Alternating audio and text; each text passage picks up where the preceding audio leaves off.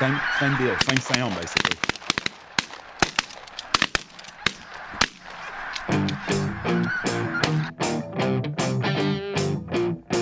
Charles ain't wearing them. Be a trendsetter. Don't just follow the crowd.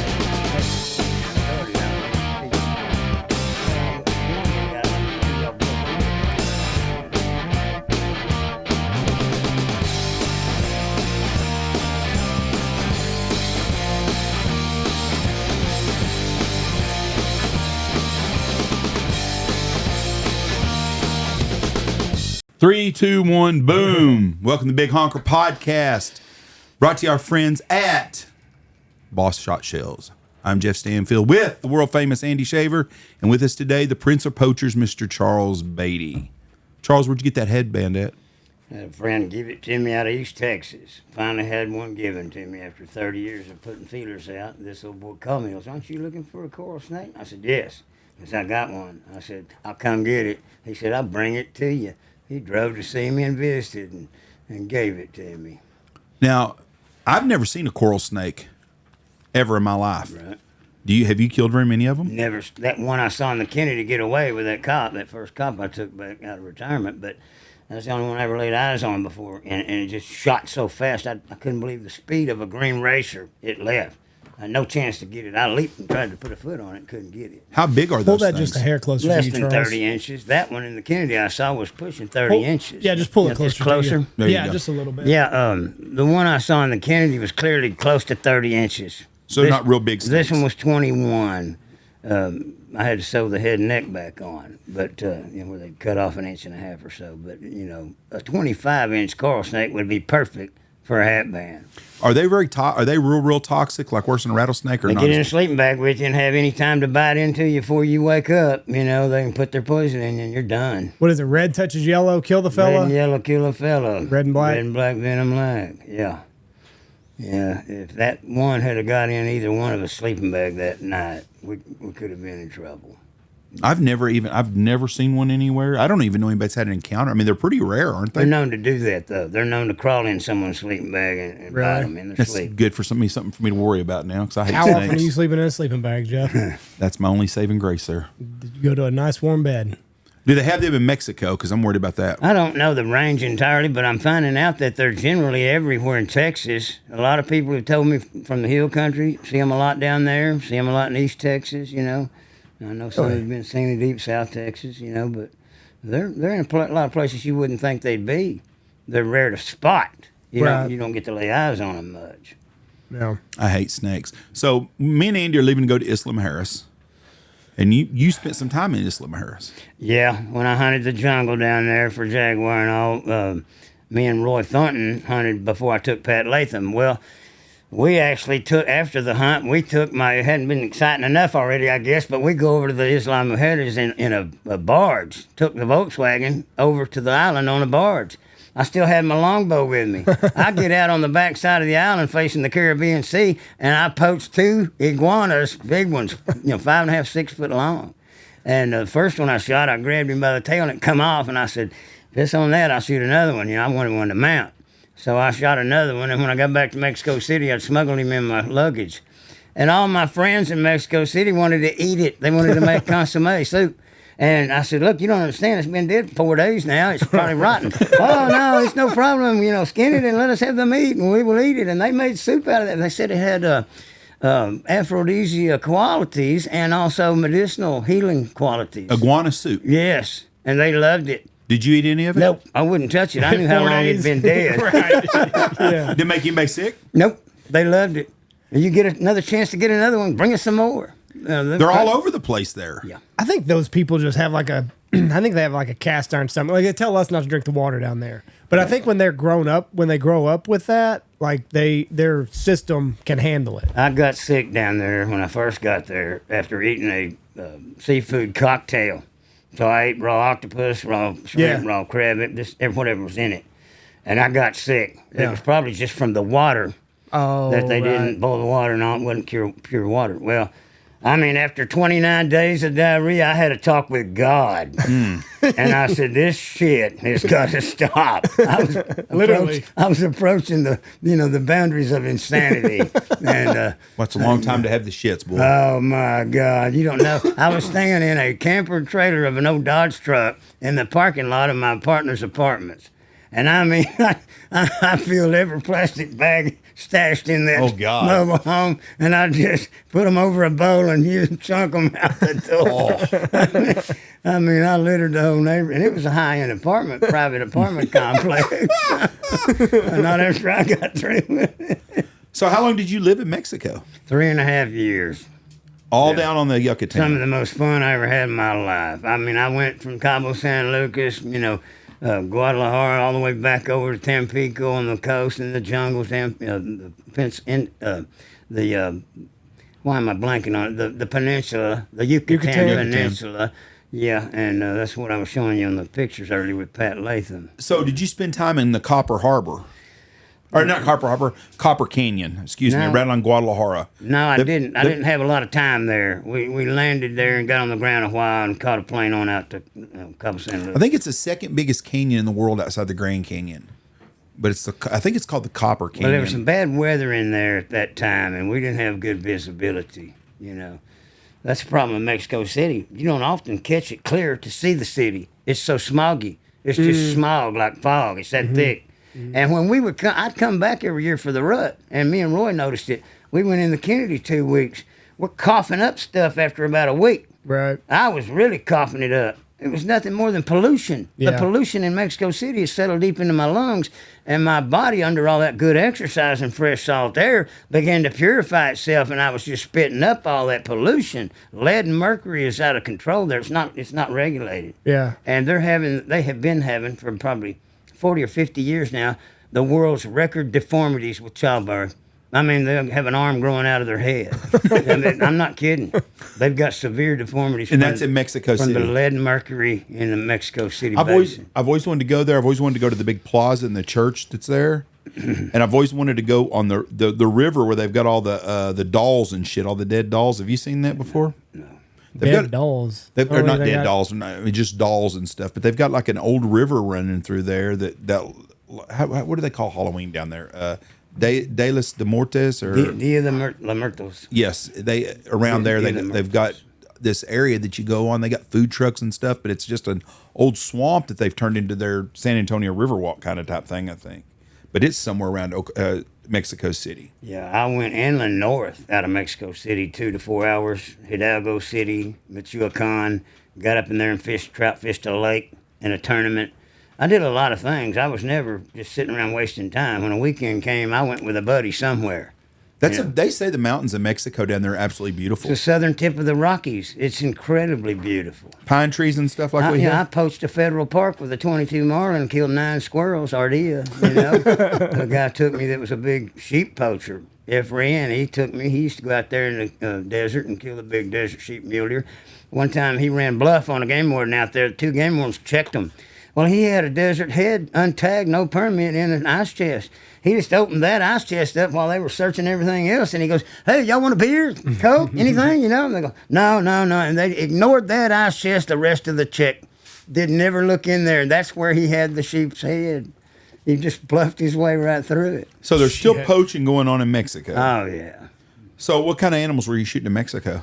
Well, I think they poached the dogs in Mexico City. A lot of them dogs, grow up and die and become tacos in Mexico City. I'm not kidding. It's sad. But, the deer over there in the Yucatan, they've poached those tropical whitetail down until there hardly are any. There's hardly any left. What's a big whitetail down there in the Yucatan? Oh, they're nothing. They weigh 60, 70-pound field dress. Those tropical whitetail are a small strain. So there's no big horns on them or nothing? No, there's not giant rats. Not at all.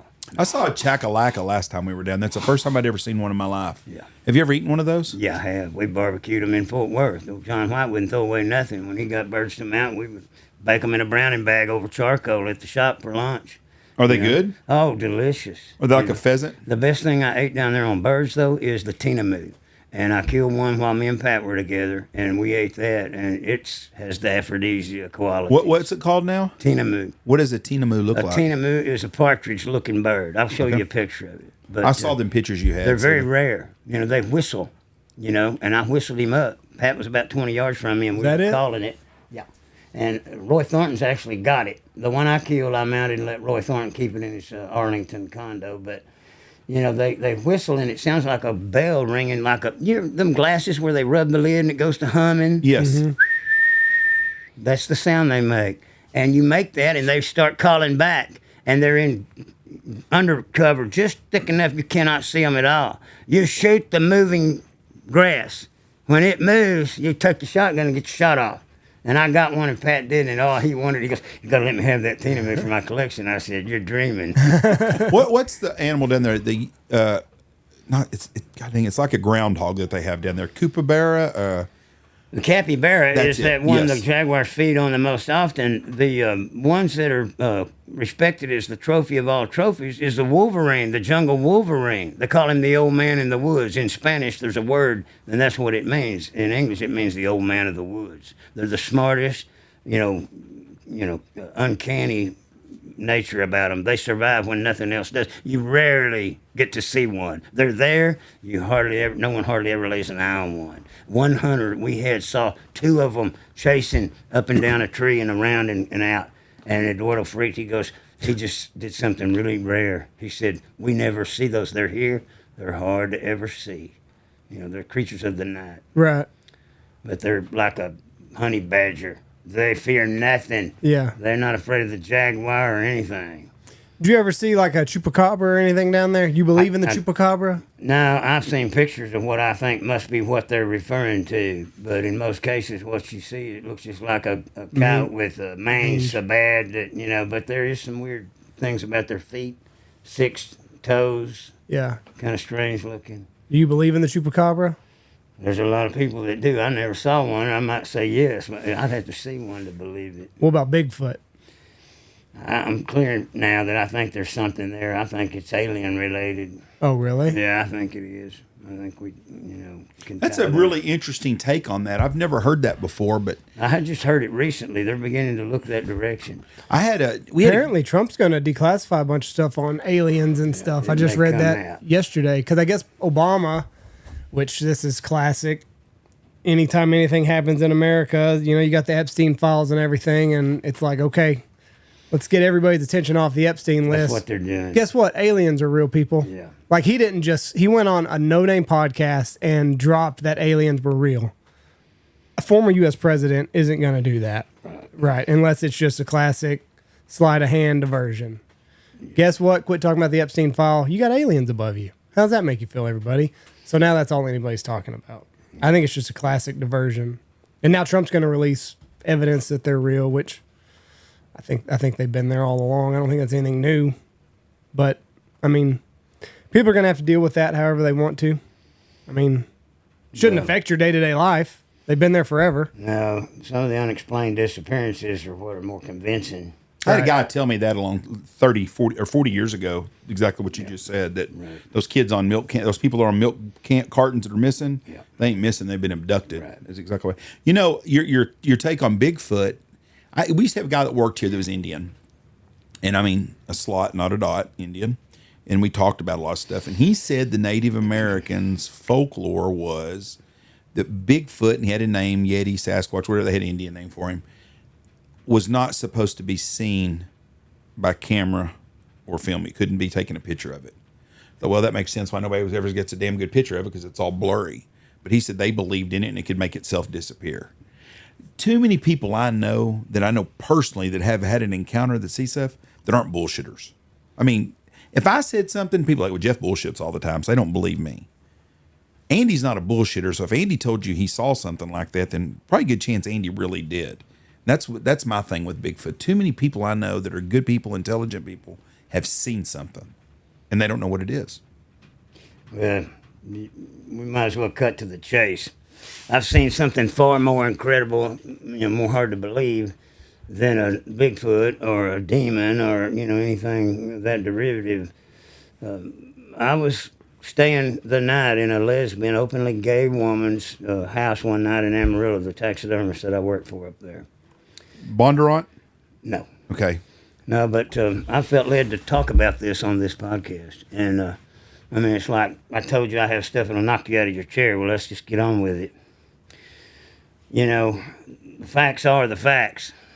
This girl was openly gay. She came to Arlington and trained under me. And, you know, there was nothing between me and her. She was strictly gay, lesbian.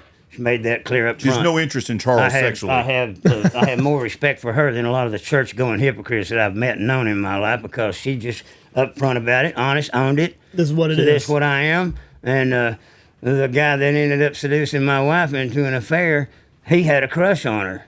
And part of what brought my marriage down was him trying to use her being there in secret. I didn't tell my wife, but she was training so I could hunt that 1,500-acre ranch in the Panhandle. It was strictly on the up and up. I'm a married man. You know, I had no interest in her. To me, she was one of the guys. Yeah. And we became very good friends. And in the future, we became even better friends. But this happened while I had flown up there one night to work on some stuff for her and teach her a little bit more. And she said, well, it's to save me a little money. Can you stay in my house? And I'll go stay in my parents' basement bedroom and just save me a motel this trip for a couple, 3 nights while I was there. And I said, sure. I get over there, and she used to call me at 6:30 in the morning. No, 5:30 in the morning. Come pick me up at 6:30, and we would go to breakfast. All right, I'm in a bedroom on a waterbed, flat on my back. And I'm sound asleep, and I awake hearing her voice. This thing was using her voice. Strange. My fucking hair just stood up on my arm. But as quick as I realized her voice, recognized her voice, I had a lot of thoughts. You can think at lightning speed. You cannot articulate. Okay, so I'm thinking, all right, she's already came. I looked at the clock. I moved my eyes, and I said 5:20 on a digital clock. I said, she's come over here instead of calling. She's a little early, but she's going to wake me up in person and then get me ready and go with me to breakfast and go to work. So you think all that real quick, and immediately then after I sensed evil. I mean, just wretched evil. And I raised my head up on the bed, on the waterbed, and looked through this front solid door to the front room, the little entry room, and in there was a telephone. I knew that. There was a landline in there. This thing was having a conversation like it was on the phone, but on the phone to hell, and the devil himself. And it said this, guess who's here? See, the Bible declares that the demons of hell know the redeemed of God. They fear them. This was a demon in that house. And I knew immediately what it was. And it knew immediately that I had awakened. So we're on the same plane mentally. I'm awake. He knows it. It's a male figure when I saw it. And immediately I start hearing this. It sounded like rats running in a barn when you flip the light on. And it's coming towards me. Well, what it said was, guess who's here? Mm-hmm. Like whoever it was talking to knew as well who I was, said my name apparently, and he goes, mm-hmm. And then he realized I was awake. Then it proceeded to come at me. It was spirit form. It came through a solid oak door between those 2 rooms, the bedroom and front entry room. And as it came in, I'm laying flat on my back down low on this waterbed with nothing but my head up. And I mean, what I saw was a combination of Frankenstein forehead, Dracula hairline, greasy, unclean hair all the way down the middle of its back, shoulder blade length, and baggy face like a monkey, sort of cleft cheeks, but a facial hair light like a werewolf. And right here, a little thin mustache like she kind of had. And right around the mouth, it looked identical to her. In that mouth there, it looked identical to her. And it was moving at this slow rate of speed, but it was just, he sees me. And I was like, he sees me. We're eye-to-eye contact. I'm looking at him much further than you, Andy. Yeah. He's up. He's high. He's about 7 or 8 feet tall. He's in a gown that looked to be at one time white. The sleeves came down to elbow length and bell-bottomed, and he had a below-the-knees type, reach with that gown he had on, but it was gray from filth. Dingy, dirty, filthy. And it came around the corner of that waterbed and started coming towards me. And when it did, I mean, as it got right to me, a rebuke came out of me. It was the Spirit of God in me that said something. It was a big blast, like a trumpet, but an alarm clock, a buzzer. And it just blew him back into the invisible realm. He was there, and then he left when that hit. I raised my lungs full of air to scream. I was scared as a woman in a murder flick getting stabbed to death behind a shower curtain or something. I mean, I intended to scream. And I raised my lungs full of air. And when I did, the Spirit of God, I felt the hand of God just slapped me on top of the head. And the power of God went down through me, just all the way to my toes, all the way back up, and then just hovered in my torso. Perfect peace. Instantaneous perfect peace. And I'm looking at that kitchen doorway where it last was seen heading, and I'm looking at that digital clock, and I'm scared to death, but I'm in perfect peace, but I'm going, the phone is supposed to ring at 5:30. I couldn't wait for that phone to ring. For the next 10 minutes, every time that digital clock ticked another minute off, I would raise up in fear again. The fear would overwhelm me. What I saw was so horrific, I couldn't forget it. About a minute, I'd get scared again, and I'd raise my lungs to scream again. I'm paralyzed bodily. I am scared stiff. I could move nothing but my eyes, left to right. The only thing moving in my body was my eyes. I wanted to pick up the phone and call. I could not. I was paralyzed. Right before, all 10 times, I felt the hand of God slap me on top of the head, and the Spirit of God rolled down through me. It was like water in a brook running over stones. I could hear it. I could feel it. And it was so powerful. The most amazing thing about it was I could not believe it did not kill me. The power of God was so strong in me, I could not believe it didn't kill me. I was no match for it at all. At that moment where that thing disappeared, I felt like and heard like a lightning bolt, and I sensed between good and evil hit at ground zero, and that's when he vanished. All right? I'm laying there taking these powerful hits of God and the Holy Ghost every minute. And right before the 10th click of the clock, I heard pick it up on the first ring. I didn't think my arm was going to move. But when that phone rang, my arm started moving, and I was like, I can't believe my arm's moving. I picked it up, and I said, hello. And she said, you up? And I said, Becky, get over here now. And she goes, what's wrong? And I said, you get over here now. And I hung up the phone and got up and started pronouncing the blood of Jesus over that whole house. I went from this room to that room. I flipped on every light in the building. I looked in the little mini washer and dryer. I took a bath with one eye wide open. And that whole time I had gotten this feeling that thing had descended. There was a hole in the floor of that wood pier beam home at the hot water heater. There was no door on that closet, and I could see in there. And it was like, that's where it went. I got the distinct feeling it descended down into that hole in the floor. Well, then as it began to crack light, see, I had seen it by a street light in the alley coming through that window behind me. That's all the light I had. It was kind of dim in there, but I saw it perfectly clear. Well, I began to pace. I packed my suitcase, and I had it out on the porch of the driveway and was ready for her to load me and leave and get me out of there. I've never been back to that house day or night. And so I'm pacing, and there's this beautiful bust of a girl named Gloria that was her live-in lover for 5 years at one time. And the eyes in that thing, like that the Three Stooges comedy where they had that picture with eyes, the eyes looked like they were moving. At that point, I began to feel like that spirit receded into that picture. It was embodying that picture, and it was watching me. It was a beautiful picture. She was a very pretty girl. And she had long red fingernails and with a red sweater on. It was a very beautiful picture, and I began to look at it. And I knew that was a demon I saw. I didn't have to ask what it was. I said, dear God, why was that thing here? I saw the hand of God come in front of my face. And he said, there's a gateway to hell here, Charlie. He said, generational lesbianism, perversion, orgy, even sacrifice in that family. Well, I knew the stepfather, and I'm like, wait a minute, Joe is heterosexual. He's married to her mother, and I'm like, he's a man's man. I deer hunted with him. I knew him well. He's the one that struck the deal for me to train her for some hunting. And I was confused, and God knew it immediately. And he said, yeah, I saw his finger come up, and he goes, in that family. That girl's family was messed up. She'd been involved in some kind of witchcraft, see? What had gone on in that waterbed, heaven only knows. God only knows. But, orgy, some kind of crazy lesbian orgy. I wanted out of that building forever. But what he said was, there's a gateway to hell here, Charlie. See? That's the name of that chapter in my book, gateway part 2. Amarillo by morning. Gateway to the west. Gateway to hell. That was what it was about. And when she picked me up, I'm standing outside.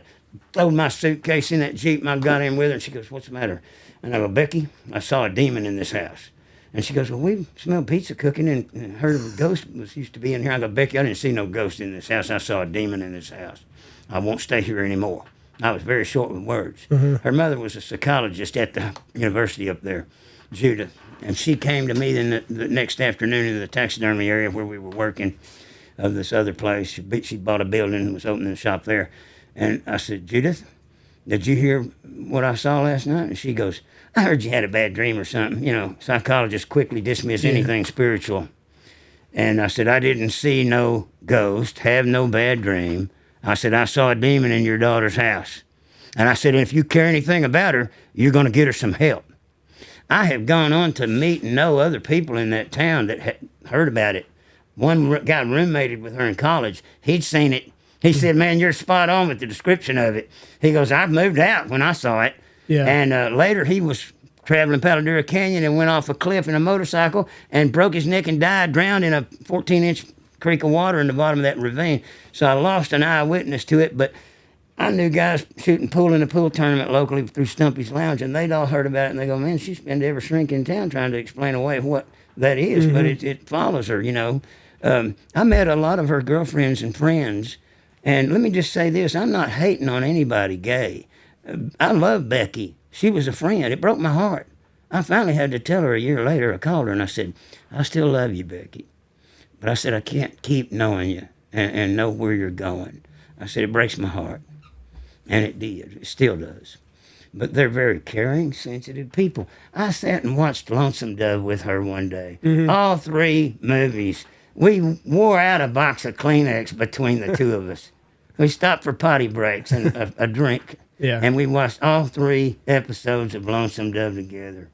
I mean, she was a best friend. Yeah. She was more of a friend to me than my own wife, than my backstabbing buddy humping my wife. Yeah. You know, far better friend. You know, I honor her friendship. So had Becky seen this demon? Oh yeah, she didn't want to talk. She didn't want to talk. She didn't want to tell her mother that she had seen it. I'll say one thing: she had a hot string of the most beautiful women in Amarillo. So she could pull some hot chicks. Oh God, all of them. They all thought she was it, you know. But Whatever happened to her? I don't know to date. My buddy Ben Curtis, he has seen her recently, and he said Becky's put on a lot of weight. And I said, "Well, understandable. You know, she fought weight problems, but she had a real pretty figure when I, met her and trained her. But, time does that to a lot of people. You know, we all have more of a weight problem later in life. Yeah. But, gateway to the West, gateway to hell." That's a damn good story right there, I'm telling you right now. Have you ever experienced anything else that demonic? I've got one more powerful than that. That pales in comparison to one that I saw.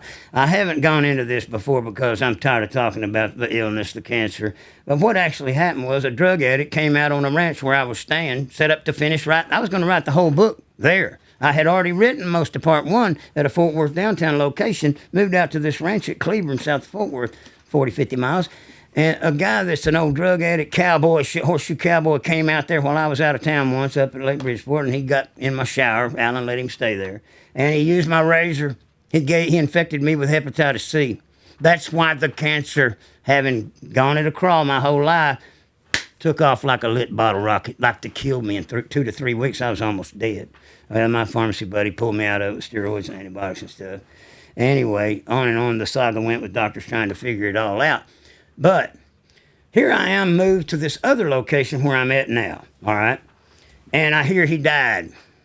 All right, I'm still going through about 7 to 9 years of insane, fiery diarrhea from the reaction my body was having. The virus, the cancer virus, was in the inner wall space between my small intestines, inner and outer walls, okay? That's where it was just multiplying, out of control. No immune system to fight it on the front line of your defense. Well, when that happened, it caused horrible diarrhea. All my body was trying to flush it to no avail. It wasn't going to do any good.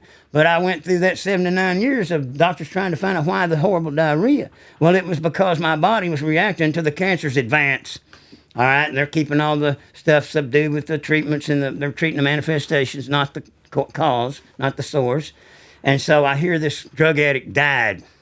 All right, I'm mad at him. I'm so mad at him, I'm glad he died. Yeah, I had a death wish on the guy. I feel like I'm 100% sure. He targeted me. He wanted me to get infected. He had killed a guy in Junction and laughed about it, infecting him. So he knew he had a disease he was carrying, but he didn't know exactly what it was because he was calling it staph. The doctors called my condition staph for years. All right, I hear he died, and I'm like, good.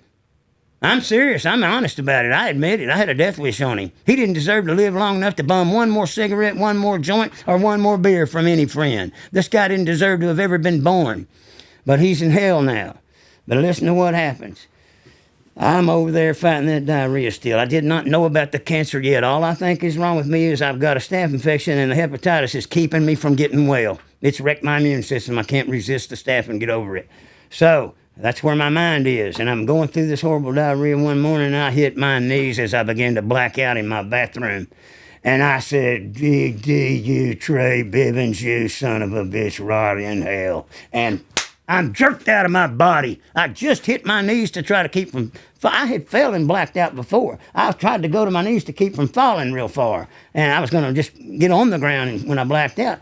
And I was jerked out of my body, and I'm at the throne of God. I'm right here, Jesus is right here, and the Father is on his other side. You don't get that close to God without Jesus between you and him. He's far too holy. You can't get near him without Jesus between you. That's the mediator. And I'm looking straight out, just like they are. And here comes two angels carrying this guy, Trey Bivens, by both shoulders. He couldn't stand up. He couldn't look up. And he's being brought before the throne for judgment. And he's saying over and over through gnashing teeth, just like Jesus described would be at the judgment. He's gnashing his teeth, and he's looking down at the ground, and he's saying, please don't send me to hell. Please don't send me to hell. He said it 3 times. See, when you die, you know if you're right with God or not, or if you're going to hell, and he knew it. And I mean, he couldn't look up, and a pause occurred, and then here came the loud, angry words of God's judgment. And he said, for a life wasted to drug addiction, he said, I sentence you to everlasting damnation. And he let out a wail, a cry, a scream. He just went, I'm going to hell. I'm going to hell. And those angels turned him around and marched him away. And I'm back in my body in the bathroom floor. And I said, wow, he really did go to hell. What I really believed was I never left that. You know, the Apostle Paul had a third heaven experience, and he was there for a while, and he described it in great detail. All I saw was what I just told you. And so I'm back, and I'm assured that he's in hell. And I knew he had gone to hell anyway, because I knew what he was. Well, I'm so angry that within another day or two, I'm still furious with him. Even a dead man that I knew was in hell, I used to jog and say, I cursed the womb of his mother he was born in. I knew he targeted me because he was jealous of my talent, my book, my hunting, everything about me. But anyway, I can prove all that later. But anyway, I'm still fighting this horrible anger. I'm in bondage to this anger for this man, even after he's dead and in hell, and God knew I needed to be set free from this anger. So I have a dream one night. I'm asleep, and then just bang, I'm in the corridors of hell. My back's to the rock stone wall inside his hell cell. I knew exactly where I was immediately. I saw it perfectly clear. There was a rock and mortar wall about 4 feet tall down the mid. There was 2 of them, and he was in that middle aisle. I knew where he was. I couldn't see him, but I knew where he was. He was down on a floor drain, trying to get even one little gasp of air. I knew where he was, and immediately I hear this bam, bam, bam, bam coming down the hall. I'm right inside this steel door, just wide enough that I wasn't hit by it when it came open. And when it flew open and that thing barged in the room, it had sounded like a 1,000-pound gorilla. That's exactly what it was. It went by me in a blur, oblivious to me even being there. Went straight down that middle aisle. It knew exactly where he was and dove on him. Biting and clawing, and I could see them big elbows coming up over that rock wall. And he's just shredding him, and Trey's laying flat on his back, just taking it. And he's screaming, I mean, over and over, that thing's raking his guts out. And I mean, bang, I'm sitting up in my bed in a cold sweat. And I said, boy, he's got it a lot worse than I thought he did. And I said, my God, you know, I won't hate him anymore. I'm going to start feeling sorry for him. About 3 weeks goes by, and I'm mad again. I'm still going through all that fiery, painful diarrhea every morning. And I mean, bang, I'm in another dream, and I'm right back in his hell cell. This time it was different. There were 5 Humpty Dumpty looking demons in a row on that rock wall, the back one, right on the aisle he was in on.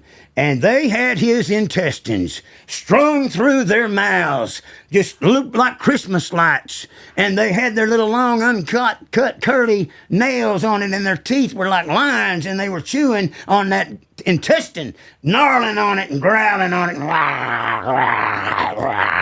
Horrible demon sound, you know. And bang, he was laying there screaming again. And bang, I'm back in my bed in a cold sweat.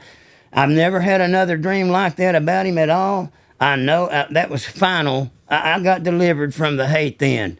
How can you hate a man that's got it that bad? You know, I hated what he did to me. Just like I hate my ex-wife having cost me a lot of my pleasures as a man, forcing me to have my nuts wrecked. But see, you know, I don't hate her. I hate what she did to me, what she took from me. I hate him for what he did to me because I know it was malicious. It was deliberate. I know that. And he gets to go through that every day. What's that? He gets to go through that every day. 24/7, brother. There is no day or night in hell. 24/7. And I thought to myself after the second dream, I said, what other kinds of demons attack him? Yeah. I just saw 2 forms of it. What other kinds of demons go in that hell cell and attack him in like manner, similar manners? There's no telling. The imagination can't even come up. You can't even create an imagination about that. It's endless. The variety's endless. Hell's full of terrible demons, and they're ugly. But, you know, here's some revelation I got on that one I saw in the lesbian's house. God gave me a lot of revelation, deep details. You know, the demoniac in the Bible was said to have 2,000 plus demons in him, in that one man.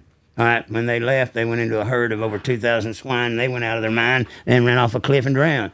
Even if a hog doesn't want a demon in him. Yeah.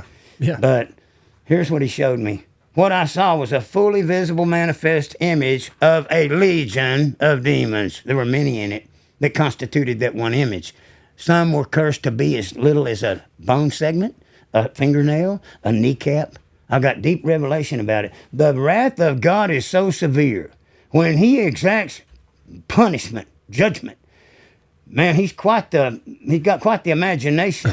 He can deal you something he's got a sense of humor about it. Right. He will mock you with his judgment. It's so severe. Some of those demons were nothing but a bone segment in the image I saw. You know, however many working parts are in an image like I saw. Right. You can't count them probably, but, you know, just picture that. Every bone segment, every fingernail, every tooth, every this, every that. That image was a legion of demons. Why do you think God chose to save you at that house? Listen, the what's called the seal, the mark, the gift of the Holy Ghost that takes up residence in a believer, that is your protection. And I just felt a full-blown slam of it like people do when they go to a church altar and they fall out and shake and quiver and roll around in front of the altar. Fire of God comes on them, so the higher level, next level. You know, believing is one thing. And Jesus separated the two. He said, blessed is he who believes and has not seen, is more than the one who had believed and seen. See, if you see a miracle, then you got a reason to believe. You're without excuse, in fact. But when someone hasn't seen and they still believe, he said, you're more blessed. So see, to take God at his word, that's saying, okay, I believe you. I know you are. And you do reward them that diligently seek you. If you're a non-believer after that, you got some problems. Listen, this is why God gave me those experiences. I did not know why then. Now I know. Look at the microphone he's given me through y'all, through other podcasts. He has invaded. You escorted me in, Jeff. He's used you in a mighty way now. See, this is what's been waiting to come, this sort of topic. I have much more to my testimony that was more normal, more natural, more within the realms we all know. But this is the nuclear material that I talk about and have made reference to. This is what God's given me to give to people. And here's what's weirder than that. I go back to Fort Worth after that, seeing the demon, And I began to have this other dream. And I'm in Amarillo in the dream, and I'm in a hallway of a motel, what looked like multiple rooms in a motel. There were multiple doors, and an L in it, and the hallway went down, and then it turned, and 7 or 8 of these beautiful girls that looked much like the girlfriends of Becky in Amarillo. They began to come around the corner and come towards me. When they did, they were seductive first. At first, they were seductive, very beautiful. You know, the Bible talks about people will give heed to seducing spirits in the last day and depart from the faith. Well, they were coming to me in this seductive manner first. As they got closer and closer, their facial expression changed to hopelessness, helplessness, and they began to look at me like, please help us. And then just like the R.W. Sandbach revivals, tent revivals, in this dream, I began to slap them on the forehead, and they'd go down under the power of God. And I said, be free from the spirit of lesbianism. Be free. One by one by one. I had that dream 7 or 8 times during that time period. And I'm thinking, man, what is God trying to show me? Is he going to use me later down life's road in some anointed ministry of some sort like that, a deliverance ministry? Every one of those girls got delivered from the spirit of perversion in that dream. Right. All of them set free. As soon as they're back at the ground, they were delivered. I knew it. They were not wanting to stay in that lifestyle anymore. They wanted out, but they couldn't get out on their own. They needed help. They needed a deliverer. They probably still do. Whew. Popped him on the head. I don't even know where to go after this now. That's what old Parker McDonald said in one of the Southern Grounds podcast episodes. He goes, I'm at a loss for words now, Charles. You got me on that one. Yeah, I just kind of follow that up with some hunting stuff, but I feel like we're going the wrong way by doing that. Yeah, you can edit this around to the end of the No, we don't do any of that, but we're going to go. The Lord works in mysterious ways. See, you'll see how I was rejected, hated, persecuted for my faith early on, during my divorce severely, betrayed, the betrayal. A lot of parallels similar to the betrayal of Christ, and I couldn't understand that. They weren't hating on me; they were hurting on him. What? They hate him, so they hate the ones that believe in him. They hated me for being a Christian. Did you ever have moments in your faith where you thought about turning your back on God? Like, why am I going through all of this? Let me tell you, the disciples were asked that by him one day. He said, all these multitudes have left now; they're not following anymore. He said, will y'all leave also? And I believe it was Simon. He answered. He said, Simon Peter. He said, to whom would we go? You have the words of eternal life. He's the one. He's the way, the truth, the life. He's the only way to the Father. He's the only mediator between man and God. There is nowhere else to go. I got to a point of, okay, well, I'm wondering any time now when you're going to show up and prove yourself to me and show me your glory again. I've seen the glory of God. And you know, many years have gone by, you know, and I've wondered, when will it ever become manifest? I'm seeing it happen now. I'm seeing it all come full circle. Did you grow up in a Christian home? Yeah. See, was your dad a preacher? My dad preached 10 years. My papa preached 54 years. And when my parents divorced and I was at puberty, you know, I began to not have any guidelines from my mother to respect women. And so women were just a sex object to me. And my dad had kind of gone after a girlfriend or two, but then he got settled back down and remarried. And, you know, it was at that point a young man begins to build respect and be taught respect by his mother rather than the father. And so you don't learn that from a father. So me and my brother went to live with my dad. So I missed those years of being taught respect for women. I've had to learn that as an adult. So your papa was a preacher for 54 years. 54 years. I'm just going to guess here. Pentecostal? No, he was not. Church of Christ? He was not. He was neither. But you could not walk in the room and sit down with him and not feel the presence of God all over him. You would just begin to weep. You were convicted of your sin in his presence. My papa was holy. He lived a holy life. Did you get when Charles was telling that story, did you not, a preacher, that know what it sounded like? Mm-hmm. I mean, he always, I can't do any Bible scripture. I can't tell you one Bible verse. I'm a Christian. I'm not a very good Christian, but I'm a Christian. I believe in God.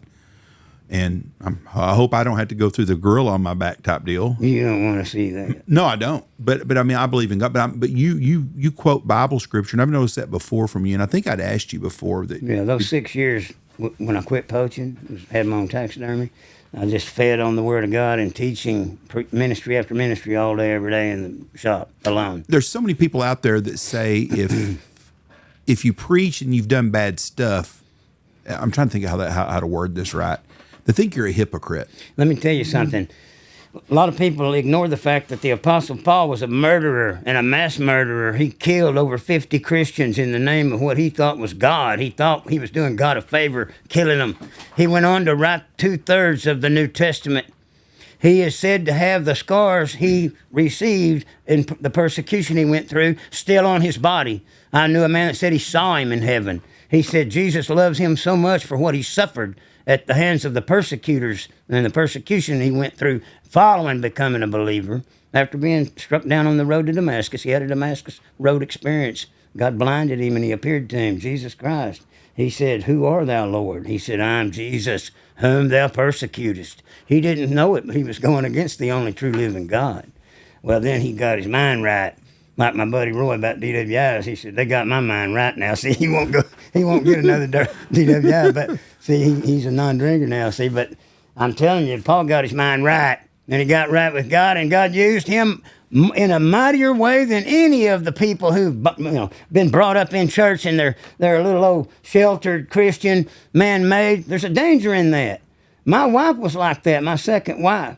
She was raised in church. Well, there's a real danger to that. It's called, spirit of religion, self-righteousness.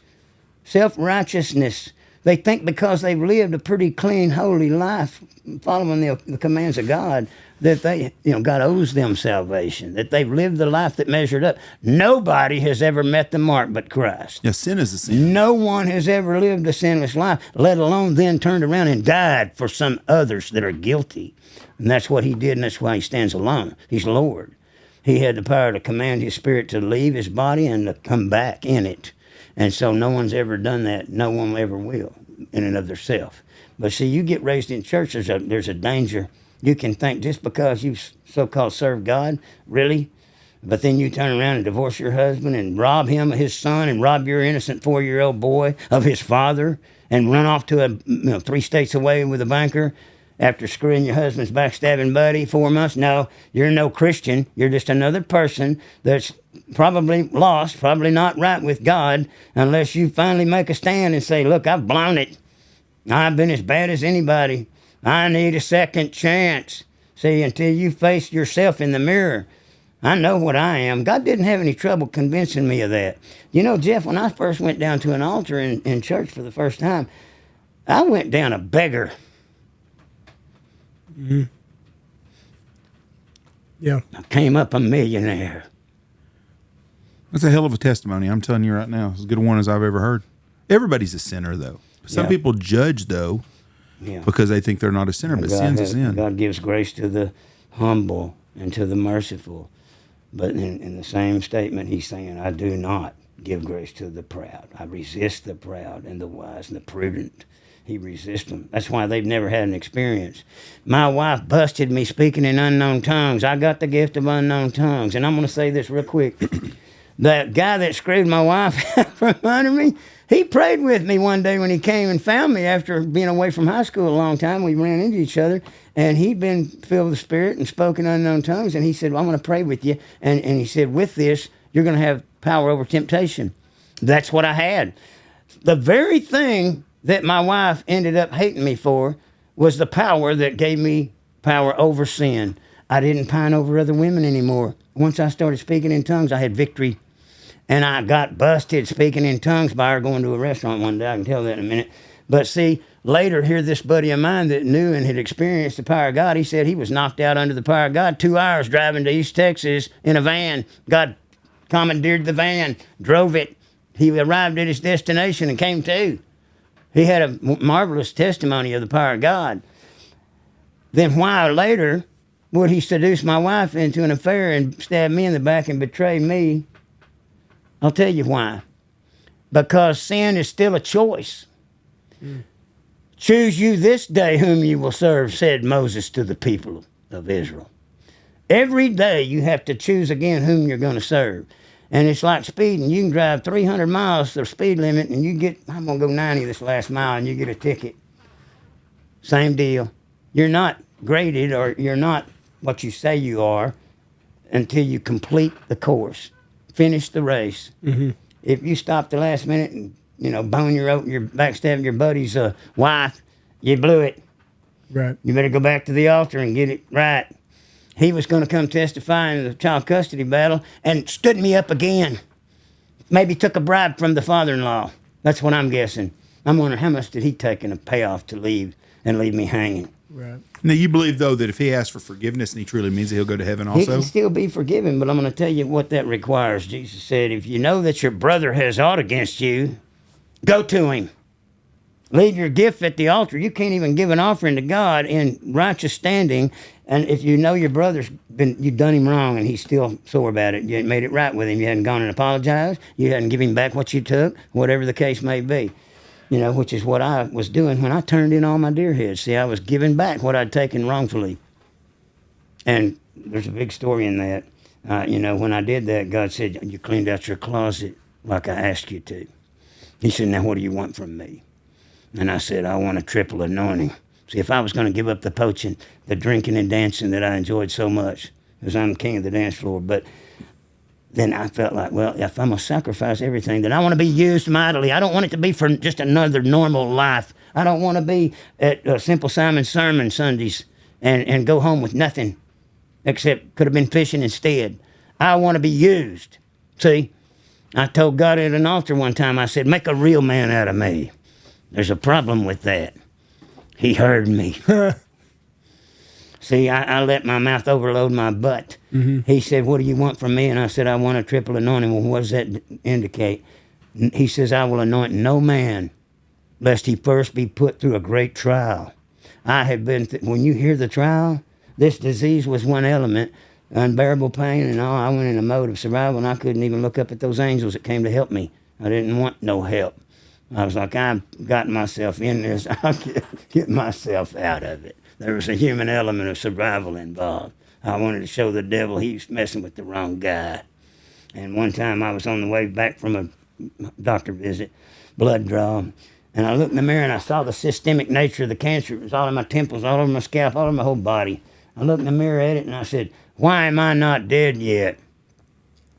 The Holy Ghost said, the only reason the devil hadn't been able to kill you is he doesn't have permission from God. And I said, well, duh. And what was your first clue? Would you go back and do it all over again? Every bit of it. This is God's plan for my life. He had this all mapped out before I was put in my mother's womb. There's a scripture in Jeremiah that says, I know the plans I have for you, saith God, to prosper you and not to harm you. It doesn't matter what it looked like. Joseph went to prison, accused of, this and that by Potiphar's wife and whatnot, thrown back in prison, and then he ended up second in command of Egypt. There's a Joseph moment coming for me. I know that. I've been in the prison. I'm headed for the palace. I know the direction I'm headed in now. And I know it may involve, like I said, an anointed ministry. I think I've about completed the course. I've almost completed the course. I'm ready for graduation ceremony.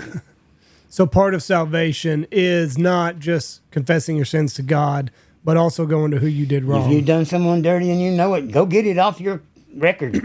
Right. That's what Jesus meant when he said, don't let the sun go down on your wrath. He's not talking about the other guy. Mm-hmm. He's talking about what you did to him that's hanging over your head. You've got wrath on you until you get right with your brother. Yeah, right. He said, clear your conscience before you go to bed at night. You've only done half the salvation part. When you go to God and ask for forgiveness, that's only half of the story. Faith without works is dead. Yeah. Well, I sure wished I hadn't done old Charlie that way, saying, old Robbie now. And he's going, well, then get off your butt and go tell him. Go forward and tell everything you caused happening. Yeah. Reveal what you did. God already saw it. Let me tell you how I found out they had the affair. This is God. I didn't bust her having an affair with him. God busted her. I did some Christianity 101 every night. I would open the Bible and read until I found a scripture that was fitting to my situation. All right? These people were trying to take my son. She was going to run off with the banker. I knew all this. And I found a scripture, and it said, let them that devise my hurt be brought to shame and confusion. Prayed it as a prayer and slapped the book shut and sat down and went to sleep. I was awakened in the middle of the night, about 2:30 to 3, by angels. They were in my room, strong. I was staying at the taxidermy in Arlington, and I heard the voice of the Lord, and he said, Charlie, I want you to go over to the house in the morning. I want you to get into that drawer where y'all kept your mail. He said, there you will find your answer. I knew there was something going on that hadn't quite met the eye. Mm-hmm. I was wondering, after 7 or 8 months separation, I go, why is she still dead set on divorce? I figured by now she'd come to her senses, and I was letting it run its course and giving her space. And yet, I knew there was something underlying that I wasn't aware of. Mm-hmm. I'd go over there and get in that drawer through the back window, knocked the little window out, flipped the lock, jumped in, and went and just took a duffel bag like you carry your dicks in, threw it down, dumped that mail drawer, went right out the front door, had a buddy circle the block, pick me up. I'd come in through the neighbor's backyard. I'd go to a hidden location, and I start looking through it methodically, and I find the love letters. I find doctor reports her getting a venereal disease checkup at the doctor. Wow. He had confessed to her that he humped 18 one-night stand whores during a 30-day period of time before he'd been going to bed with her 4 months. Oh. I mean, she went to a doctor to get checked, get her old man cave checked out for STDs and bugs, old man cave. I mean, she was probably out of her mind with fear, like, oh, my God, what have I got myself into? But see, they broke it off when she met the banker. All right. So I found a scribbling piece of paper where she wrote 15 times in a column, Mrs. Rebecca Browning. She was practicing her new check-writing name. She knew he had the $700,000 accident settlement in Vegas, with a cement truck running over him on a motorcycle. She thought he still had all that money. He lied to her. They'd blown it all. Him and his wife stayed out there in Vegas till they nearly got broke. Come here, blew the money in Fort Worth area and got broke. I was training him taxidermy free, working for me. So I was on to the pig trail. I called him. His mother answered and said, he's not over here, but I'll give him a message. I said, you tell him I'm looking for him. Well, he comes to the taxidermy shop and confesses the whole thing to me. Look, I'm just going to tell you straight up, we had a love affair. I said, really? Show me in the Bible. I'm not familiar with that verse, Robbie. Where does it call a 4-month adulterous affair a love affair? I don't know that verse. You want to show it to me? He goes, well, man, I just called the house by accident one day, and I said, my accident, my ass, tell me the truth or get out of my car. And he said, well, I did it on purpose. I was mad at you because of this and that you'd said. And I found out later he'd spilled his guts to the lesbian and told her he was in love with her, and she just dumped him and said, I'm not here for a man. I'm not Charlie's woman. Mm-hmm. I am a lesbian, and I'm learning taxidermy. And it deflated his ego or something. And he fell into envy about me and my taxidermy, like that other guy, the drug addict. And he just turned on me. And he deliberately undermined my marriage, called my wife up, flirted with her, told her about a time that I had screwed up and messed with a girl that I shouldn't have, in my confusion while my nuts were all screwed up, wondering if that would answer some questions to it. No, it didn't. I still, was malfunctioned to a degree. It didn't change. It wouldn't matter. The condition I'm in now, it wouldn't matter if I had the most beautiful women and the most encounters of intimacy than any man ever lived. It still won't satisfy me. The part that was satisfaction guaranteed was within my nuts and my reproductive portion. That has been destroyed and cut out and thrown away. I can't be satisfied now. It's superficial, secondary, imitation quality. It's not what it used to be, never will be. So you're not looking for another woman now? I will go to my grave frustrated, sexually frustrated, furiously angry with the medical society for saying it's healthy when it's not. I know exactly what it did. I'm going to write a book about what it did and the exact details. I know. I'm too smart. I'm too smart for my own good. You can't, what they call blind mind me. They lead the blind around like mullets and sheep in a slaughter pen and cut their nuts off and they don't know what happened. Well, I knew what happened. Certain things, conditions led me to understand it completely clear, perfectly clear. I know what's missing. I know what's gone. I know what I don't experience anymore. You can't, brainwash me. That's what I was looking for. What do you look forward to? I want to get my health completely back. I'm almost well. And I want to finish my writing. I want to write a book about the cancer. I'd like to write a little memoir about the vasectomy to spare others. At one time, I told you before, I said, the only thing that kept me from killing myself in my distraught condition then, not seeing a surgical solution to ever arrest the pain and infection or anything, was if I could stay alive to spare one man, one young man, one young marriage, the grief and the destruction to my marriage like I lived, if I could spare them that, I'll stay alive to do it. Now I'm wanting to reach millions. I don't care about one no more. I want to reach them all. So I don't need to get a vasectomy. Nope. That's not what you're going to the doctor tomorrow for, is it, Andy? No, no. I was trying to. I go, Lord, remind me to say something to Andy. If he's going tomorrow to get butchered, let me throw up You the getting your red nuts flag. stabbed tomorrow? No, I'm not. That'd be a bad choice too before you go to Mexico. Right. You're right. No, but I mean, we're done having kids, and she's not fixed, and I'm not fixed, so. Well, she needs to get fixed, not you. one egg in a minute amount of benign fluid a month, maybe two, is not going to rot out her entire reproductive tract. Right. Your nuts will go to hell if you tie them shut.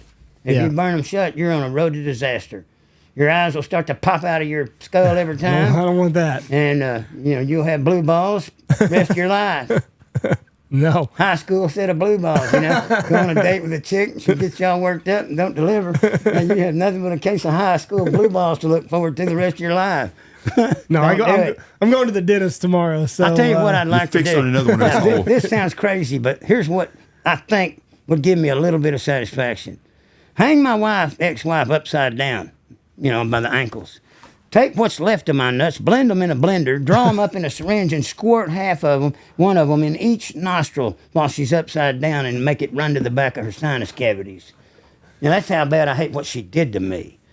I wish that wouldn't bring them back. That wouldn't put me back in health. One time I said, "You ever going to heal me and restore me?" And God said, "That's going to make a nice wedding present for you. You may be going to get to see me live long, have another young wife that's fertile, get restored, and have a line of kids like Job did." Job went through losing everything. Then he ended up with double everything he lost. Not with the same woman. Right. You think God would have made him stay with that woman that told him to curse God and die and blow his brains out or put a knife to his throat? No, he said, Right. "You speak as a fool, woman." And he cast her aside. And then when he got healed, he was only covered in boils 10 months is what the Bible says. I went through 25 years of this. I'm gonna ask you a hard question here, okay? And you may not like this question, but I'm gonna ask it to you. You're talking about forgiveness and salvation. Right. What about forgiving your ex-wife? Oh, like I said, there's forgiveness. There's not forgetfulness. I can't No, forget. I can agree with you. I wake up every day in a mutilated, surgically impaired condition. I can never forget what she did to me. I can't wash my junk without being conscious of it and relive it. The nightmare's still there. It's fresh. But have you forgiven her? No, I didn't kill her, did I? Well, there you go. So let's change it up a little bit. Let's talk about Mexico hunting, Right? because that's very interesting to me. It's the bomb. So you go to Mexico and you live for 3.5 years down there. Yeah. And you're going from bars, hunting, chiquitas, working, bars, chiquitas, and working. Is that pretty much what happened down there? Man, I was living the life. I was King Charlie all over again. Now, I saw some pictures you have here. You were a good-looking young man when you were a young Oh, guy. I know. I couldn't fight the women off. There you go. And, a hell of a dancer, and you too. said you're a hell of a dancer. Yeah, no doubt. So go through Mexico. Talk to us about Mexico. So how long did you live in Isla Mujeres?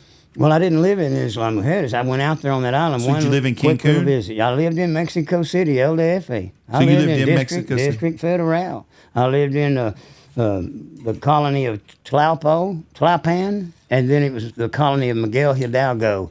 I lived there, and there was a little mercado right up the road from us, and we were at the base of the Ajusco Mountain at that highest point behind Mexico City. I walked those steep grades all the time just to keep my legs polished for the chicks, and there's word too. The calves on those women are just knock your eyeballs out. So what did you do for work down there? I did taxidermy. I opened So up you that was shop. taxidermy in Yes. Mexico City? I moved down there to train, advance that dentist, who's also part-time taxidermist, sold hunts in the jungle, guided hunts in the jungle, and I worked with him doing that too. That's why I was over in the Yucatan Peninsula many times, just over there helping him with the hunters, guiding Did you them. shoot any parrots while you were down there? I did. I had a toucan and a toucanetta in my apartment that I shot in the jungle and mounted myself. Is the toucan the red one like you used to see on the The Fruit Fruit Loops Loops commercials? box, that's the big one. The toucanetta is much smaller. How big's the toucans get? The toucan's, pigeon-sized body with that big old bill. Some bitches look like they'll rip your finger off too. I've got pictures of it in some of my stuff. So you mounted it. You killed a toucan and a toucanetta. What else weird? Did you shoot jaguar? You was down there? No, but I wanted to, but I didn't have the opportunity to even see one. But I'm glad I didn't, because I didn't end up working out with that guy. The partnership failed because he was just giving me enough to live on and ripping me off. Andy's a turkey hunter. Mm-hmm. What's the turkey down there? Is it oscillated? The oscillated turkey. Oscillated? Now, you don't call them. You shoot them out of trees. Some Is that people right? do call them. They do? But they're hard to call. They tweak them. They poach them off the roost at night. That's why they do. He's so thick in that shit, too. The Indian guys, the Mayan Indian guys, put one to bed. They'll hear him calling in the afternoon hours, late afternoon, and they'll approach him and they'll put him to bed. And let me tell you what they do. It's very interesting. They're superstitious. Those Mayan Indians got spirits, probably demonic more than anything, but they strip naked and walk out of there naked. And then they go back and get the hunter and bring him up there about 2 or 3 in the morning. You imagine some naked guy picking you up at 2 or 3 in the morning and say, let's go in the woods? I'm going to start doing it out here. Yeah. I'll tell you what happened. I'll tell you what was funny. My hunt, they took me to this bird, and we're approaching gun range, 20 gauge. We needed to be 30 yards to make a good solid shot. And all of a sudden, they start going like this, Hormigas, and they're rubbing each other off. They got in an ant bed there at the gun range point, and they're fighting all these damn ants off of them without any clothes on. I'm clothed, and they're not getting to me as quick. They're all over me, and they're saying, listo, shoot. And so I go ahead and take the shot at a little further range than what I was needing to, and his head was under his wing, still sound asleep. Well, shooting through the wing, I didn't score a head or neck shot, but I body shot him, and he come up in the air and was just hovering like a helicopter. I hit him again with that 20 gauge, and he took the hit real hard, about 35 yards, and took off, and we never recovered my bird. We recovered Pat's. He got one, but I shot one flying up under the bird dog one morning and got it, but it was a hen, and I had to leave it. You could not bring a hen out. It was very big trouble. Right. If you shot a hen, but I couldn't tell them. So there's a lot of game wardens in Mexico? There are some game wardens that work that and check Eduardo, but see, Eduardo knows the language. Money. He's pull off some pesos and good to see you, Eduardo, and they would leave camp, but we couldn't have the monkey that Roy shot in camp. We couldn't have a toucan in camp. We couldn't have a turkey hen in camp. Right. You shot a monkey? Roy did. I shot one too, but I just left it where I knocked it down. I wanted a close look at them howler monkeys after I'd been tricked into thinking they were the jaguar. See, Eduardo planted that on me. He said, we've even seen a black jaguar in that area. Hold on. We got to take a break. I got to piss. Got piss. Yeah. Got to Take piss a pee bad. break real quick. I could pee also. Okay, so let's go on to these monkeys, these howler monkeys. Yeah, I got tricked by my partner on that one, and so I was mad about it. Well, I tried to bow kill those 2 that I walked up on and take some of my frustration out. But then later when I got back to camp after going to town and all the military people coming on me, I was out by myself one day and I shot one of those howler monkeys with the shotgun just to see what he looked like. And I was sorry I did it. Like shooting a person? Very much. Yeah. I walked up to that monkey and watched him die, and I said, what did I do that for? I was really disappointed in myself. But I've heard that from people that shoot baboons before that Kind of look at you like you shot see that human element in it. Yeah, I've had a lot of people tell me that though that have shot them before. They really regret it, and I'm sure there's people that don't. But people I know have told me, I wish I'd have never shot a monkey. I heard about a guy that would go to Africa every year guiding, and there was an orange grove. Okay, this orchard was being demolished by the baboons. Every year there'd be another 1,000 or so get in there and start eating it up.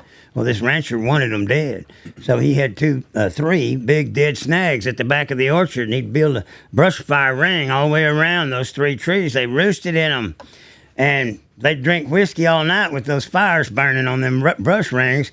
And when it broke daylight, they'd start gut shooting them, and they'd pull their guts out, and all them other baboons would run down there and pull their guts out with them, and then they would kill every baboon they could. He said about 1,000. They would try to kill 1,000 every year to protect that rancher's orange grove. He said it's the most fun you'll ever have. You ought to go do it sometime. But they're a violent animal. There was a show on Netflix a couple years ago called King of the Chimpanzees or something. Chimp Empire. And I'm telling you right now, if you've never watched that on Netflix, the hierarchy, how it works there, and what those things do to the howler monkeys is crazy. I mean, they're brutal animals. They just snap you in half. Yeah. And they don't die of old age. Yeah. That's a rough life being a monkey. I can tell you much.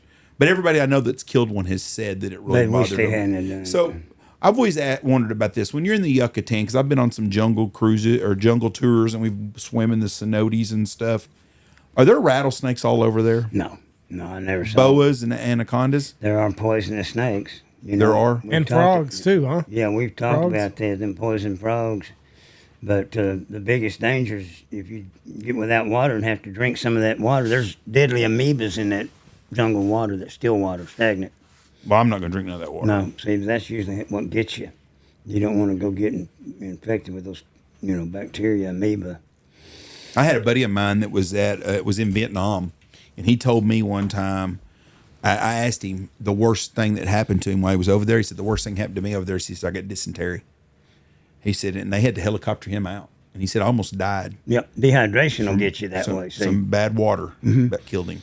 See that when I was at my worst with the cancer, I was just down in water all night long, every night, and then pee the other half the night, and then go face the fire every morning. See, it's insanity. I passed the test of insanity with what I've suffered. I had a dream one time where I was back in a class reunion setting. Everybody's drinking and eating in the big nice dinner tables and all, and in a high rise. And all of a sudden, that high rise began to plummet down through the crust of the earth. And it reached what I called the speed of scream. Everyone in my class was just screaming at a speed greater than the speed of light, just plummeting down through the core of the earth. And man, I woke up out of that dream and I said, what was that supposed to mean?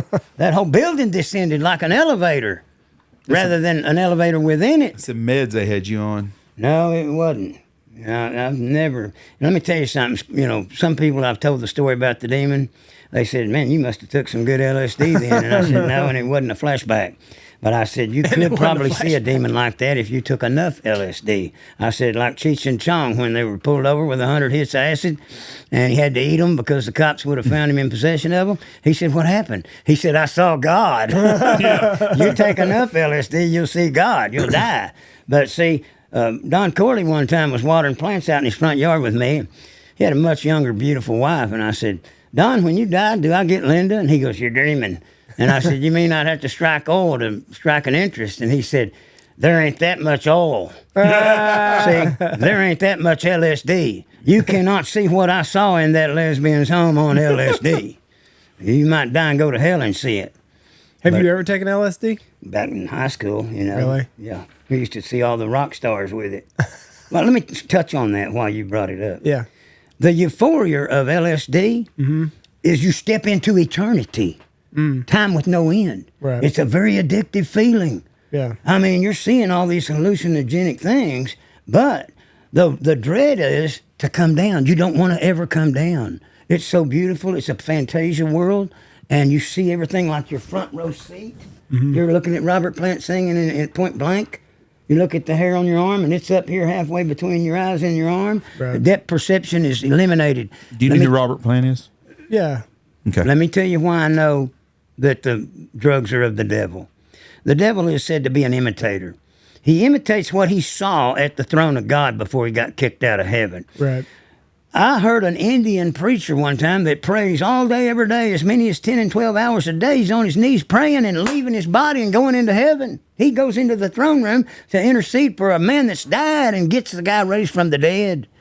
Well, he said at the throne, and he's described it, it's a pyramid. How many pyramids do you see constructed on planet Earth as an imitation attempt by aliens? Clearly, the aliens are responsible for the pyramids. He imitated what he saw there ever since he got kicked out. Well, he said there's an innumerable amount of people like a grand bleacher section in the clouds, in the skies, around the throne of Christ. He sits as the chief cornerstone, the top of the pyramid. By his supernatural power, everybody there from the front to the farthest back, miles away, has a front row seat. That's the impact. That's the euphoria of LSD. You think you're attending the Rocks band, point blank, you got front row seat, second row maybe. And so that's the addiction. They want to go back to that. It's a very unique thing. It's a very powerful experience. Your vision is made able to go into the supernatural. Yeah. and see those things without any depth between you and them. What's the stuff that Brett Favre and them took, or Aaron Rodgers took? What's Ayahuasca. Ayahuasca. Have you ever done that? No, mushrooms, mescaline, peyote, they'll do the same thing. I watched a World Series game one time on mescaline on mushrooms. What do they call it? Psilocybin. Psilocybin. And I watched that old pitcher wind up in slow motion, and about 50 images of the baseball would go doo, doo, doo, doo, doo, doo, doo, doo, doo, doo, doo, all the way to the plate, and the referee stump would step out to the side in slow motion and go, Steve, right? I mean, everything is just fantasia. It's a color land. You're seeing colors where there aren't. A buddy of mine used to flip a hit of acid under his eyelid and go to sleep. But he'd leave his black light on in his bedroom with all them black light posters. Yeah. And he'd wake up tripping, to all them black light posters. I mean, back in high school in the early 70s, it was prevalent. And it was the good stuff. It wasn't stomped on with poison, arsenic, and all the dope, the stuff that kills you. Yeah. The toxins. It was pure. Well, and then you're chasing that first high. That's where a lot of people get messed up. That first one's so amazing that's what you're always chasing. I was smart enough and loved hunting enough to get away from it. Right. I had buddies dying in high school, and I said, I want to hunt and fish. Yeah. I'm out of here. Right. And then when I moved to South Texas at 19, I was free from all my old buddies, the bad habit guys that would have come around trying to get me to do wrong things. I was free. I made a new start. That's why dope heads have a hard time especially people on meth. They have a hard time getting away from that if you live in the same town that you do that Get with. the hell out. You got to break your. I had a buddy that left Florida because he became a cook and was deep in it. And he goes, I had a wife and I had 2 children. And he said, I didn't have the right to still do that. He bailed. And he died of brain cancer years later from the time period he used to do dope. But, he got the hell away from it and all the friends he had. Yeah, you've got to break it. That's the only way you can do it. And he did it. He broke clean for about 35 years. Yeah. When you were in, I want to go back to Mexico. What was it, the jungle people? Were you around some of the jungle people there? Man, I liked them. They liked me. I'll show you those pictures again in a little bit. And my chief guy, Lechuga, lettuce, what that means is the money. He was the money. He was the money in that outfit. He could produce your turkey. He was the king, It was his brother-in-law who found me lost and got me to town. Mm-hmm. Saved my life, basically, probably. But all those guides, man, they, Eduardo told them about my hunting past, and they looked up to me. I was Buana Kimba to them, but they were the king of the jungle, and that's a dangerous place. They grew up there. If I would have grown up down there, I might not have survived growing up there. Those jaguar eat a lot of people. Mm-hmm. They just show up gone. How big are those things? They can weigh 225 pounds or so. They're bigger than mountain lions. They're heavier than mountain lion. They're very rare to see, right? Yeah, they are rare. But if you bait them, you can draw them in. They'll come to a dead bait. Cats' noses are better than coyotes and wolves ever thought of being. But like a mountain lion will only come to a fresh kill, right? Not so, really. They're hurting. They're hungry. They'll come to a kill. Because what they're trying to do is reclaim a kill they buried or something like that. Bears will bury a kill. Lions bury kills. So I guess that's true. It don't have to be a fresh kill because they'll bury them. But they try to steal kills sometimes. But I heard that now the people up there, they kill 4 or 5. No, the wolves will take them away from the lions. So the lions kill 4 or 5 animals in a row and then start eating on the 4th or 5th one. So because the wolves are right behind them, taking their kills away from them. This is Yucatan or here in the U.S.? Up in Alaska. No. In Alaska. Yukon territory. But, yeah, there's a strategy there. See, they go, hey, why work? Right. We'll just take the unemployment line and go over there and steal the kill. A bunch of Democrats. Yeah, they're a bunch of Democratic wolves. Well, so I want to go tell some Mexico. Mexico just in that area because it's so untouched on the hunting that nobody talks. Everybody's scared of the cartels. Everybody's scared to go down there. So when you said you saw Mexican wolves. You said wolves? Wolves. Mexican? Did you not say that there was Mexican wolves earlier? No, I think you misunderstood me. Those guys had been to Alaska. They've been all over the world. Okay, they would bring me stuff like that. Okay, I thought you said there was Mexican wolves in the Yucatan. I wouldn't be surprised. What Eduardo told me was that smaller size puma is also there. There's a mountain lion of a smaller size. Is that the Jaguanda? I don't know how you pronounce it for sure, but Because those are in Texas in some places yeah, too. no, Jaguarundi. Yeah, that's it. Yeah, no, this is a different cat. It's How big does Jaguarundi get? Oh, they're mid-size. They're not big. They're Okay. not big at all. Because they have those even in South Texas, right? Yeah, there's some. It's like the ringtail cat. Yeah, When there's you some. get to South Texas, you have ringtail cats, Yeah. but you don't have them up here nowhere. Well, there used to be this Morgan Mills where I saw one. I've seen them in Brownwood. There's some ringtail cats up here. They're like a raccoon, basically, Yeah, kind they're of a a little cat. skinny coon with a long striped tail. Yeah. What do you Did think? you ever do any of like the fur trading No. back in the day? No, but a lot of the people were, predator hunting and selling the furs. In fact, that's where I got onto the downloads. That's how I got to using the reduced charge loads to be quieter in the Kennedy. They would reduce their charge so that when they shot them point blank, call them right to the van on the roadside, they wouldn't blow them up. They'd shoot them right between the eyes with a 22-250, but it would just barely have any powder in it, and it'd just be like a 22 shorter mag or long rifle, and they'd preserve the fur. They didn't want to blow a hole. I knew guys that would sew them exits on them high-powered rifle holes and put a little piece of phlegm meat over it, little stripping tissue, and then hide the stitches from the fur buyer and rip him off. He'd give them prime money for an undamaged fur, and then when they hit the shaving machine with them at the tannery, knock a bigger hole in them. That was just stealing, really. Fraud. Yeah, because I know a long time ago you could make pretty good money in the fur trade. I'll tell you one of the funniest things that I've ever done. They were bringing $70 for coyotes one year when I was in Kingsville. I think this is in part one. And I was with a friend of mine's wife one morning while he was entertaining his brother who came into town. And we were up and down the road talking on CBs back and forth, watching out for each other. We were hunting the King Ranch, 141 on the road. Well, me and Glenda went up 281 north and checked that brush out, and then we came back. And a coyote was busting that open field. And I said, watch this. And I just, no traffic back in them days. I got out on that southbound side of 281, shot off my hood, and I got out in front of this coyote at about 225. When he ran through, I touched it off on his neck and head and shot him right up through the hip into the shoulder. I just spun him and killed him deader than hell. Well, I just drove out there with my Ram Charger and threw him in the back because it's worth $70. Yeah. And Which was a lot of money in yeah, it was a pretty 1972. good chunk of money. Worth going out there like that. There was no fence. $300 Yeah, now, no $200. fence. So I just drove out there and got him and threw him in the back of the Ram Charger and went into town. And she shot out of my truck a buck right in front of the airport at the Clayburgh County Airport. Headshot. That's all she had. High grass. Pop. Down he went. And Dennis come on the radio. Good shot, gal. So we go to town, hoop it up, get a little drunk.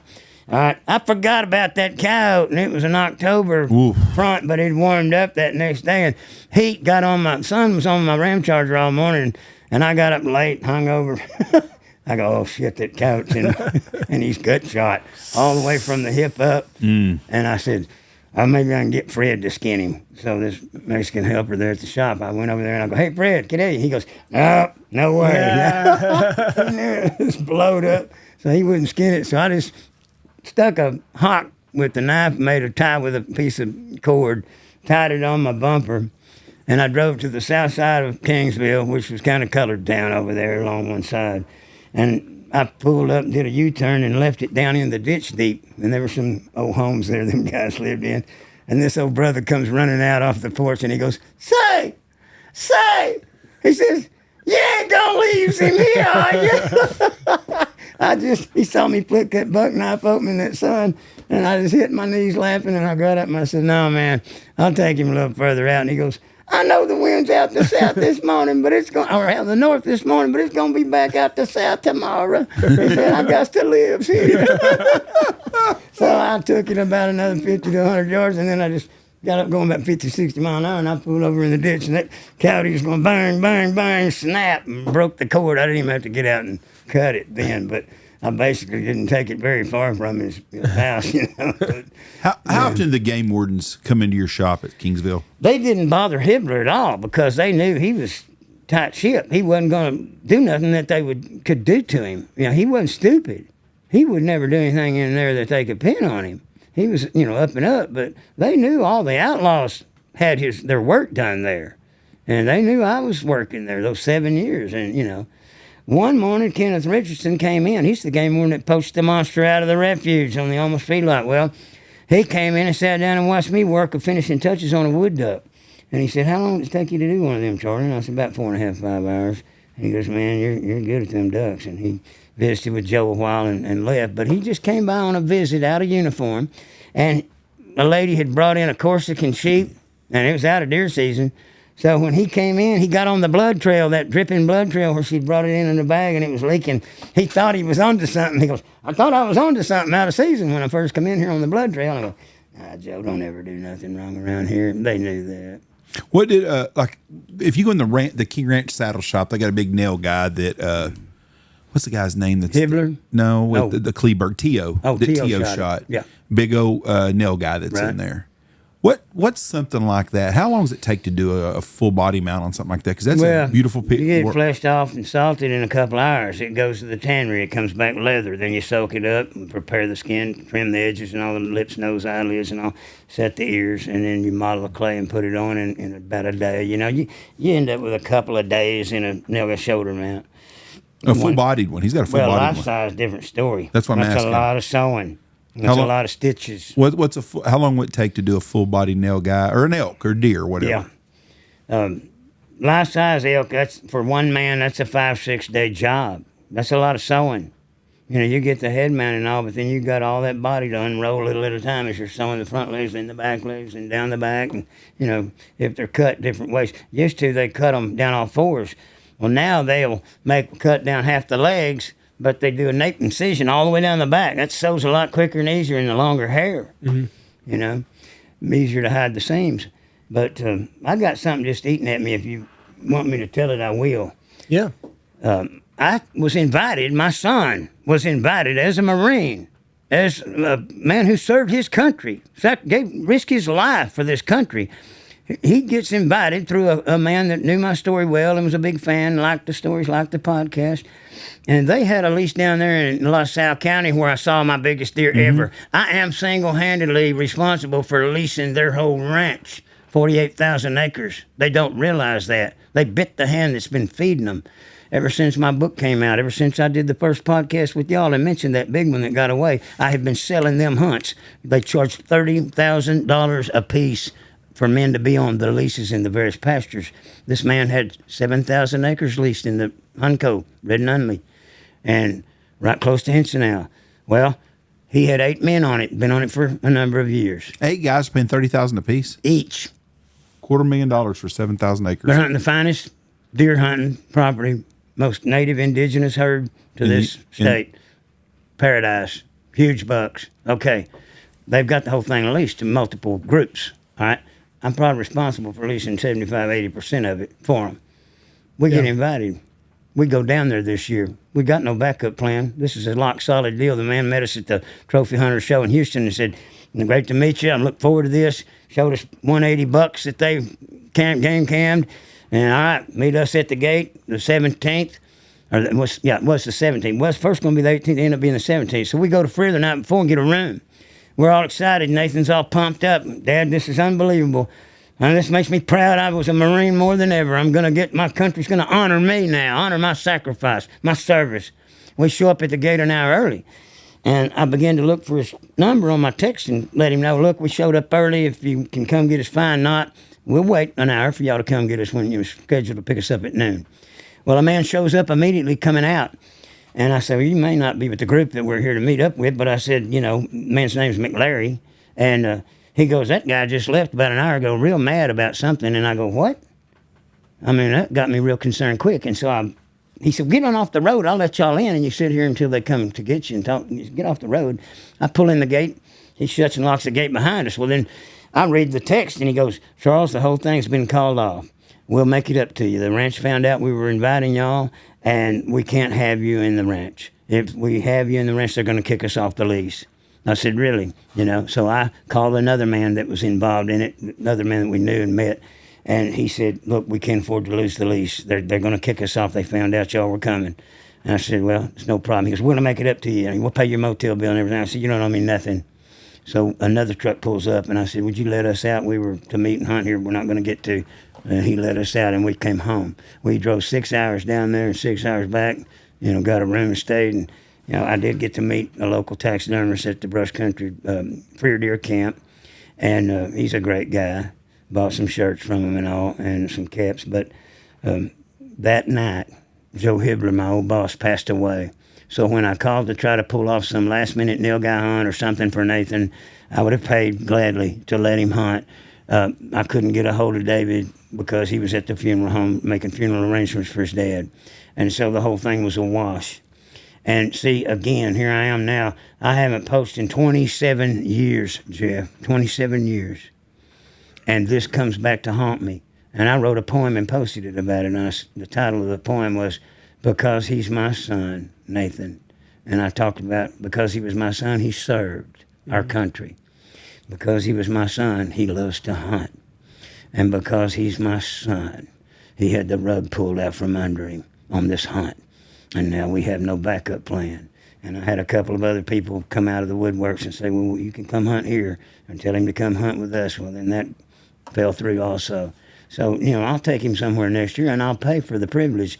But what a shame that people are still holding my past against me after a minimum of 27 years, a maximum of 60 years. I mean, this stuff was all done 45 to 27 years ago. Why are people still worried about it now? You're the prince of poachers. I understand that. That's why. But they should have said, bring him to the main headquarters pasture. He's been selling all our hunts. Well, yeah, they're not Bring him over here and let us guide him. We want to hear the stories at our camp. When you get a story or two under his belt, jerk him away from your campfire and pull him over here to ours. If I was that rancher, I would have celebrated me because, in fact, they really owe me a hunt. I've leased all them big money hunters for them, most of them. They don't realize that. They're not smart enough to acknowledge that. They may not, they're aware of it, but they don't want to admit it. No, those guys are never going to accept you like that. I don't care. I don't need their approval. No, but that's what I know, but Almighty God approves of me. Take that. Take that, fellas. There you go. Take that, Honker Ranch. Do you get a lot of negative feedback when you're at the trophy hunters or something? Because I not saw anymore. I saw you this year. Me and Michelle went to the trophy hunters. Next to none anymore. So you don't know, very, but very did you for a while? Oh, it was bad for a while. The first couple of years? I got threats. Well, I got some phone calls that weren't real happy when we had you on the first time. There's still idiots that are just now getting onto my story, and they'll say, you should still be in jail. Something ridiculously childish, and I just, shake my head. I had someone from the Kennedy family call me. Yeah. After we did the first one, right. And this is exact conversation. This is Jeff. This is so and so. You don't know me. I am an heir to the Kennedy. Blah blah. Whoever it was down there, and I was like, oh shit, here we go. And he goes, I just want to tell you right now, I was not real happy when you had Charles on the podcast, but he goes, I'm glad you did because it was a story that I really enjoyed to hear about that. Yeah, things were different back then, and we catch a lot of hell for having you on anyways. We have every time, and you've got a great story, and it's kind of like Jesse James. When you're an outlaw, once you're gone or you're past your prime, you become kind of a cult hero type deal. Yeah. Well, a lot of guys, they want to hear this story because they can't. First of all, I can put my mind back to the 70s and 80s when you did this, when it wasn't a felony to trespass. Right. And I also can put myself back to a time when we didn't have drones and game cams. I mean, you couldn't do this now. They got cell phones on game cams that immediately show you what's there. So it's a hell of a deal. No one's ever going to reproduce what you did. Yeah, and when you're gone, that's the end of that. Yeah. So it's a pretty interesting deal. But I understand the negative feedback, and we get it too. But that's shitty to invite you somewhere and then not follow through. They should never invited you. But piss on me. I mean, they did my son that way. Yeah, that's not They right. did a man who's never poached. Yeah. Served his country, risked his life for their sorry, selfish asses, and then they cast him out like that. Yeah, that's they should have never done that. They should have said, "Oh, we ain't gonna let his dad in here, but send the boy on up here, and we're gonna honor that man's service to our country." Yeah, I agree with you on that. If you They're traitors. Yeah, they're a traitor to every drop of U.S. service blood that's been shed. If you offered someone, you should follow through with that. But you're going to catch some feedback on that. I don't know if it was one of their group that just went south on it at the last minute. I don't know if the waitress had asked, "Where y'all hunting in Hunco?"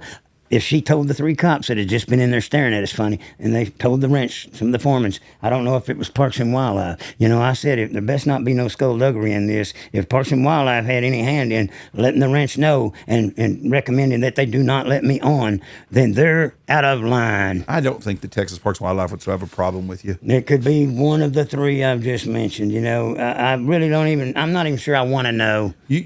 Whatever penalty they gave you, you served your time. I served my time. You did what you did, and that's a long time. You're not going to go poach no more. I'd be a fool. I mean, you think I'm going to give them the last laugh on me while I spend the last period of my life in prison? No. Right. I'd get 10 years, Jeff. No, not I really. would get 10 years. I may not have 10 years left. How big was that deer that you saw? I saw a 230. 230? I saw a 230 buck. I know I did. He was an everything deer. See, before Lionel Garza died, they had much bigger bucks in that Muy Grande village in Freer. They're not there anymore. Those 250s that were real 250s in the old days used to line the walls in Muy Grande village. There was deer in there I almost couldn't believe. I go, you know, this almost looks high fence before there was such a thing. Before high fence, you know, like I just watched that King Ranch podcast with Tio. And he told me things I didn't know. I really enjoyed that. I gained some more respect for the ranch and stuff. But I didn't know a lot of things he said. But one thing he confirmed that I did know was Al Brothers was the first one to bring game management and reproducing whitetail deer genetics in there, upgrading the genetics. Al Brothers was the first project man down there. You want to know why I believe everything you tell me? Because I have people all the time that ask me, do you believe everything he said? Well, Jim Kern is a good friend of mine, and he's a good friend of yours. And I've known Jim a long time. I've been in this business over 30 years, and I've known Jim since the day we started in business, basically. Yep. And Jim's told me, him and Fergie Jenkins were on here. He's told me baseball stories. Jim has never lied to me about anything. Yep. And Jim told me his exact words is, Charlie's a crazy son of a bitch. But he goes, everything he's telling you is true. Yeah. And a guy told me about Jim one time. He said, if Jim tells you something, it's the truth. And Jim is, if you have a deer, if Jim says, I saw a 150-inch deer, it's a 150-inch deer.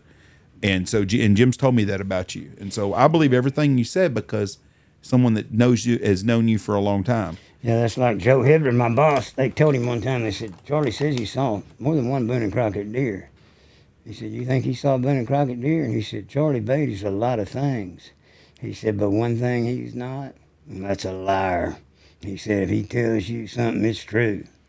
You know, Joe Hibbler knew my character.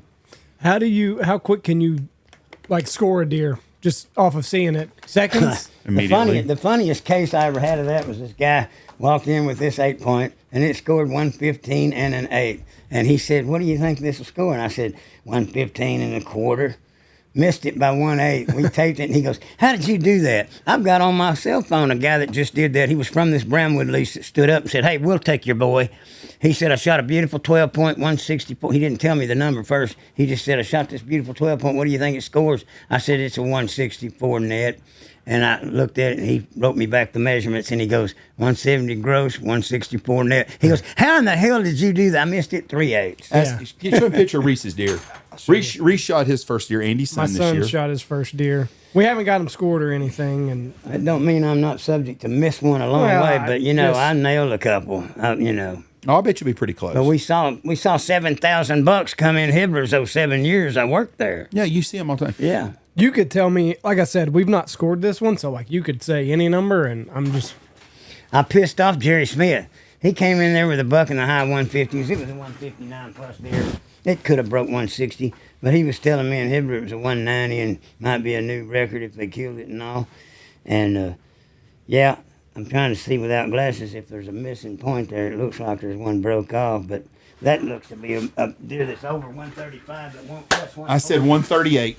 It's what I guessed, 138. I said he won't touch 140, but with the looks like broke off point or missing. Not bad point. for a young man's first deer. Right, that's a great deer for the kid.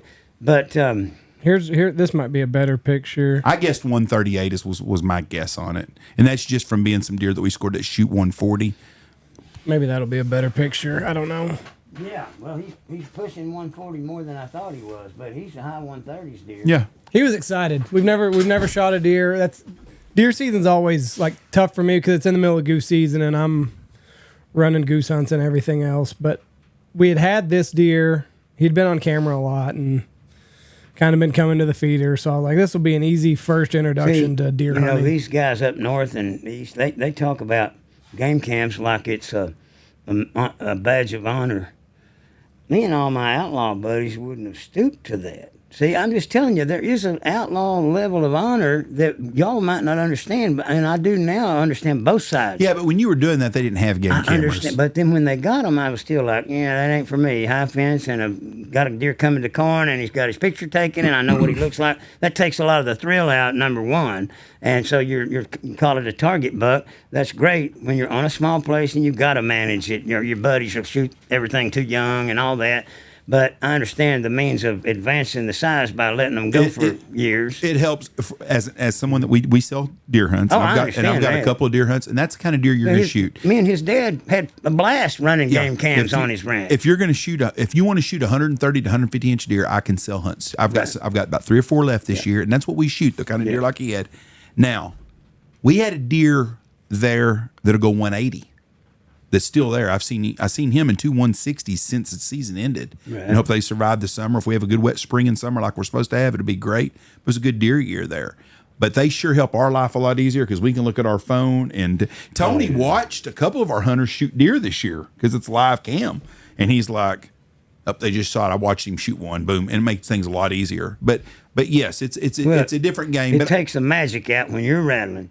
I don't want to know what's there. Yeah. I don't know. You don't see a lot of the big deer don't come to the feeder. I don't want to know what's not there. Yeah. I want my expectations, my dreams, my hopes to be lit up like fire. Pop the horns, and I'm like, no telling what I'm fixing to see. That excitement will be taken if you got just pictures of them all. I can't imagine having you as a client on a deer hunt. No. I mean, what the fuck? You ain't going to get nothing out here that's going to say, there's nothing out here that's going to make you happy. Right. Nothing. There ain't no deer out here we're going to shoot that's going to excite you because you're not going to get excited to shoot a 180-inch deer.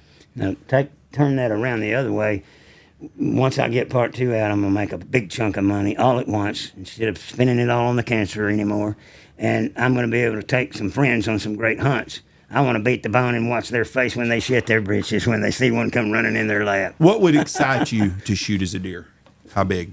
I just want something with a hairy monster rack drops and everything. What would it take? I used to tell the game wardens, give me 30 points and 30 inches or nothing. They said that's what we thought. That's about the only one you hadn't killed. And I said, yeah, I have not killed a 30-point, 30-inch spread. Someone had sent me a picture just recently, and I can't remember who it was, that listens to the podcast, and they shot a double drop time buck. I think it was somewhere around Lake Diversion. It was a big deer. It might have been off the Wagner Ranch. I've killed 2 double drops. They're very rare, but the most rare deer is the one coming on the cover of part 2. Both beams turned down. Double drop main beam buck is a lot more rare than a double drop deer. How many of them have you killed? How many what? How many just that one. But, here's the deal. I saw another one, and y'all got the story when old Thornton was lagging and wanting to get into camp. I took a shot, and my bullet blew 3 feet, and he spun and went after the spike he was warding off. Missed that deer, or I'd have never found Roy that night, but I had just enough time before dark to track him down and find him. I got up on that sand dune and spotted him nearly a couple miles from me and ran to him, but he had completely gone the wrong way. But that was the same genetics of the one that I've got coming on part 2. Both beams turned out. It was the same area exactly, within 500 yards of where I killed that other one, So can like a 150, can it breed a 160? Is that possible? Well, the fact that they intermix all the time is what keeps them thoroughbred. They don't inbreed. That's why you love those wild genetics. They vary, they change, they alternate from year to year by the thoroughbred mixing, You know what sucks is if you shoot a 200-inch deer, it's on a high fence place. That's what everybody thinks. Every deer that's big shot in Texas, everybody thinks it's on a high fence place. Yeah, I don't get any kick out of trying to put someone down. If they like that and they're proud of that buck, glory to God. If you shoot a 200 class buck on a high fence place and it's a couple thousand acres of wild, you're still hunting. That's a hunt. I may take my boy to hunt 1,000 acres next year. But on 1,000 acres, you still got a free range hunt. Yeah, it's not like you're shooting a 10-acre pen. That 7,000 low fence we were invited to, that was real hunting. Well, of course. Yeah, that was completely real. Is that the place that you laid in the cactus all night? No, but I would have beat the bone and put one in his lap, and he would have shit his pants. And that was fixing to be a real hunt, the hunt. Didn't happen. Well, it'll happen next year. Where's the place that you laid in the briars all day? Well, I went into a cactus in the King Ranch all day. There wasn't another stitch of brush for miles around me. It was all grassland. That one pile of cactus saved my ass. Because those cowboys would have drug you to death, maybe. They did somebody that way. My landlord is dead now, passed away, 2.5, 3 years ago. Wayne went down there nilgai hunting on the King Ranch legal. And first of the hunt, they're walking this road to go to their stand, and a cowboy that is just out in the ranch working some strays got some illegals, 2 illegals. He had one on the rope dragging him feet first. He threw down on him, roped his heels, and was dragging him with the horse, drug him right out across that road and all. I mean, Wayne saw it. He said, I'm telling you, that'll make you think twice before you go over that fence and try to poach it, but... What you did, you couldn't do what you did today. They got too many oil field roads, and they got drones. Let me put it this way. I could go, and I could get away with it for a while. But if I got caught, which could happen the first try, I'd go to prison. It'd be harder to get by with worth it. It'd be harder today. Here's what I would do. I'm going to spill the beans. Okay. I would go in there at night like I used to. I would hunt at night only. And I would bed up all day every day. And I would have my mop bottom boots on. I would never leave a track. I'd pop a shot only at night. I would never shoot during the day. I would bury up and lay low all day, every day in the brush. They would never find me. So you would use thermals then? I wouldn't thermal. I'd just take a little carbide light like we used to use for bullfrogs. Rattle them up point blank, put that little carbide light on them, off your head. I guess you could rattle at night. I never thought about that before. Oh, God, they run you over at night. Really? I mean, I've had George there with me. I go, turn that light. He just let him keep coming. I go, turn on that light. He let him keep coming. I said, turn on the fucking light. The damn buck was on us. He fixed to run us over. But we turned on the light, and there was a fence right there. And he just flared just in time to not collide with it. If he hadn't turned the light on when he did, the next thing we'd have heard was, that buck would have slingshotted backwards, But that's exciting at night, rattling them up in the dark. Jesus. I mean, they rattle early. They'll come in October at night. Really? When the rut's not yet. The game wardens will tell you by research on the date of birth of fawns. Yeah. They go back the gestation period, and they can pinpoint the date of conception. 80% of whitetail deer in North Texas are bred by November 1st. I didn't even start trying to hunt the bucks in the daylight hours rutting until December 1st in South Texas, which is characteristically a month later than the rut up here. Okay, so that just tells you how much better night hunting is. You're rattling them up in October at night. In the Kennedy, I've done it. They come in 2, 3 at a time. Just looking for that piece of pussy. They're up right. They're beginning to rut at night while it's cool. Right. And they're fired up at night. One doe comes in heat early.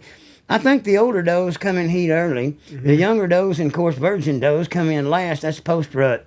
They're after the girls that hadn't even cycled yet. What about the nail guy? Do they rut too? They rut heavy. When do they rut? Same time? Yeah, about November they get kicked off, and they rut heavy. That'd be pretty dangerous. Some bitches coming at you. You don't want to go up against one. They're usually they're timid. They see a man, they freak. But if you got one wounded, I had Jimmy Zumwalt and Randy Wright down there, and they went in off the road to get one that they knocked down off the road. They got out there and started sticking a knife in him. He wasn't dead yet. He come to and he hooked Jimmy. Jimmy was on. He said I was holding his horns and riding his head, and he threw me 30 feet in the air, and I landed so hard I couldn't believe it didn't hurt me bad, but he just got lucky on the angle or whatever. He went flying a long ways, but that guy ran off. They just kind of brought him back to life when they got there and tried to stick a knife in him, but he was so strong he threw Jimmy 30 feet. Those are big animals. Yeah, he's lucky he didn't get horned. If he'd have got a horn in him, yeah, ripped him wide open. Have you ever seen one in person? No, not in person. So whenever you're rattling, what do? You just walk in, get situated, rattle, and then quiet? First, you go 400 to 500 yards between each rattle. Yeah. Unless it's real windy and then rainy too, and you rattle more often. But 400 to 500 yards is about hearing distance under most conditions. And I just look for sign constantly. If I see a lot of rubs and scrapes, big community scrape, I won't go another step. The times you ignore your instinct, you get that feeling and you go, I need to be down rattling, not go another 75 or 100. Just go ahead and do it now. Rattle now. And it pays off. And I've had times when I've ignored it and heard one get up and run out through there, and you can hear that tone in the bone. You knew you blew it on a monster. Right. You know, you got to pay attention to your instincts. It's a gut feeling. So how often will you rattle though? What rattle? 400 yards? Rattle again? Rattle once, wait about 8 or 10 minutes, beat the horns again. If a buck comes in, you can't let him see you rattle again, so you just stay face down and let him mill through and pass away from you. And when he gets out of sight where you won't spook him, pop the horns again. You know, but Right. second time's briefer. I told about this once. I rattled up the same buck 4 rattles in a row. He was a 150 buck. He had 10 points. He had big old scissors, so he was easily a 150 gross buck. This guy was screaming. He'd never been and seen it. It was blowing his mind. Christmas Eve morning. They were coming on every rattle. This buck came 4 times in a row, 400 yards apart every rattle.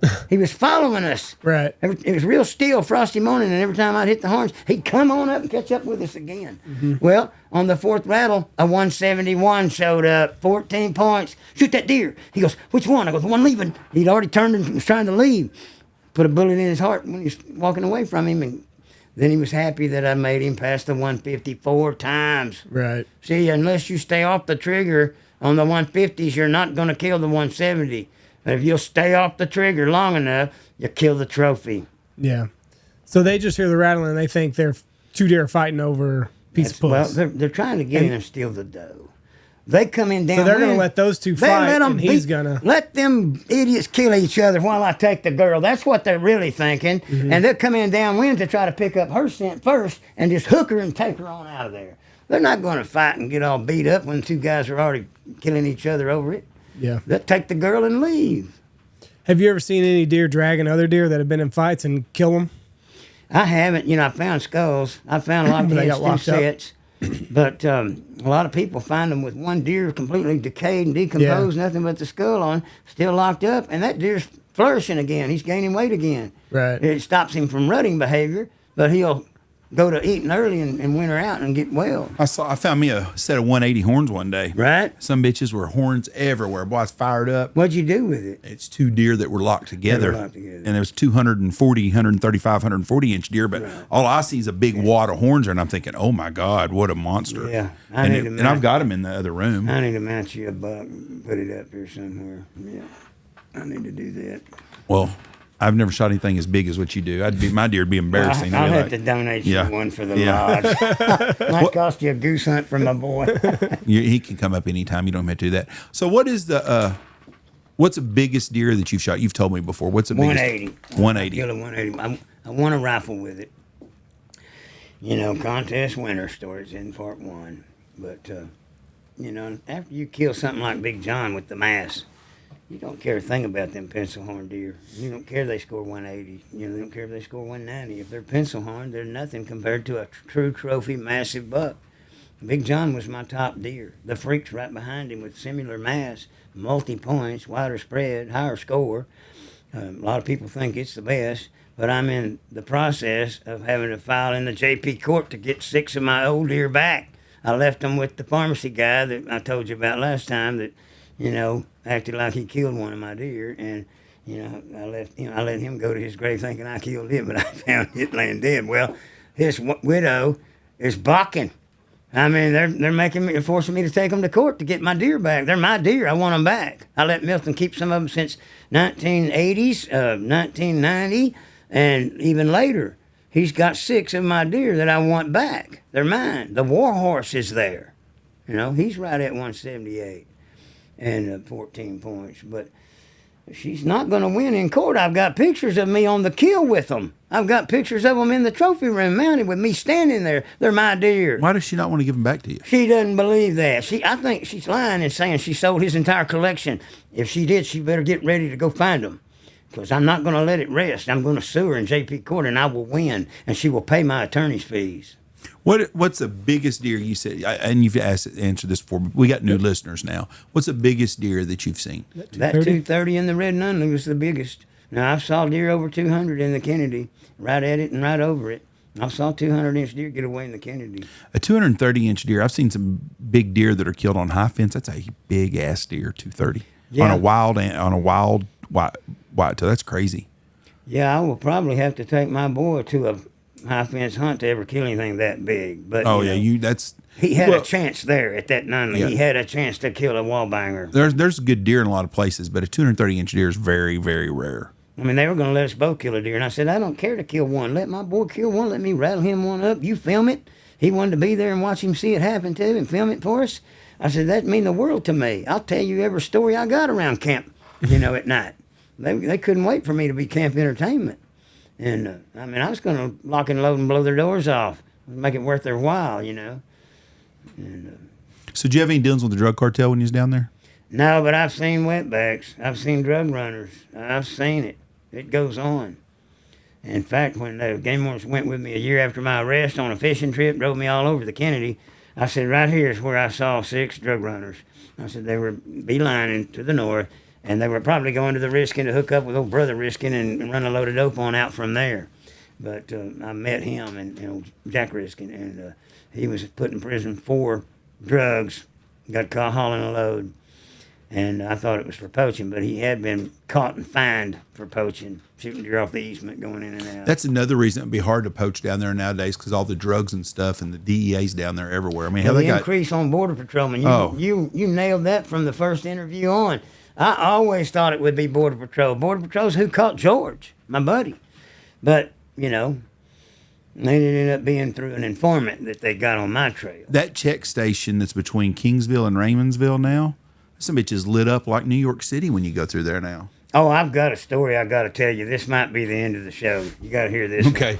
The drug addict that got me sick with the hepatitis C, after we ran him off from out there, before I had, gotten in this new location and gotten extremely ill, he did something that everybody ought to hear. It's a story worth telling. You could not meet this guy and not love him. He's a character now. That's why he was jealous of me. He ran up against his equal or better. He didn't like not being number one anymore. When he saw a look into my life, it was like, shit, I thought I was the bomb, but I'm not. Well, here's what he did. He got to running with a hoe and her father and another guy. They were drug addicts. They were methamphetamine mainliners. They were, needle freaks. They concoct this scheme to have fake affidavits of seizure drawn up and delivered off the internet, printed out on their printer, bought fake Texas Rangers badges, got pistols, put their cowboy hats on, raided a 8-liner game room in Uvalde first, went there first, took 29 game machines out, 8-liner game machines out of that game room. Confiscated them. They're on film doing it. You can look it up on the internet on Channel 5 San Antonio News. They'd rented a Penske truck to do it with. Loaded that big bobtail truck full of all them game machines, gambling machines, and brought them back from Uvalde and put them in storage at the Penske truck rental in San Antonio where they got the truck. Then they emptied all the money out of them and all and got on a needle freak binge and shot up a bunch of more speed, and they said, hey, let's go do it again. What they were going to do was take all of the machines to Fort Worth to Granbury and open a game room there. They had roots from that Granbury area, the Glen Rose Granbury area. So they go to San Bonito down in the valley below that Border Patrol checkpoint. This is why I remembered it. And they do the same thing. They took the Penske truck through the checkpoint coming back and flash badges. Texas Rangers were hauling a load of confiscated 8-liner game gambling machines, acting big shit. I can just see old Trey running a hard bluff with his drug addiction. He was a cowboy-looking cowboy, redneck as hell. Well, he pulled it off. But the Border Patrolman was smarter than that. He didn't he goes, something wasn't right about the way they were behaving, the way them badges looked, the way their attire, their demeanor. He said, I better take that license plate down. He writes it down. They take the gambling machines back to San Antonio and unload them and turn the truck in. About this time, that guy starts hollering from the game room. He was rated second. The one in Uvalde had come forward, and he's telling his story. They're contacting Texas Rangers saying, hey, we want to know why you did this. We were legal. What? How could this happen? Yeah. And they're going, we don't even know anything about it. We didn't come seize your shit. Well, the chase is on. They get the license plate. They go to the dealership that rented the Penske trucks in San Antonio. Well, they just turned that truck in yesterday, and they go, oh, no. And he goes, but they're coming back tomorrow to load all the 8-liner gambling machines in the warehouse in the storage back in and rent another one. When they came back, they got introduced to some real Texas Rangers. Busted. He got 2.5 years in the pen. The others got lesser sentences. He got the hardest one. Okay, there was some probation on them and all, and he masterminded it anyway. They made him take the fall, and so they seized them all and returned them all, and sent him to prison. Well, let me tell you something. I got a rant against the state of Texas for doing this. They let that man go while he was dying of AIDS. See, I had heard when I found out he was dead that he died of AIDS and other complications, liver cirrhosis of the liver and all. I had to go get checked, blood work done twice more, following a whole lot of blood work for AIDS, just in case. But it takes 4 times the exposure to get AIDS that it does hepatitis. Hepatitis is highly more contagious. What are you mad at the state for? Here's why I'm mad at them. They released him early. You know that why? man could have gone and infected any and everybody, or just said, so long, cold, cruel world, and took a gun and killed a bunch of people, innocent people. I was furious when I heard he was let out. All right, he goes back to Itasca, Grandview, where a real estate man was a friend of his, and said, give me a ride to Mansfield to this other old dope house he used to go to. And he said, I'm dying. They let me go because I'm dying, and I'm going to go up there and just see my old buddies and tell them I'll buy and die. Well, he said, will you contact my daughter for me over in Glenrose and tell her that I want her to come see her dad before I die? He had become a drug addict when she was about 15.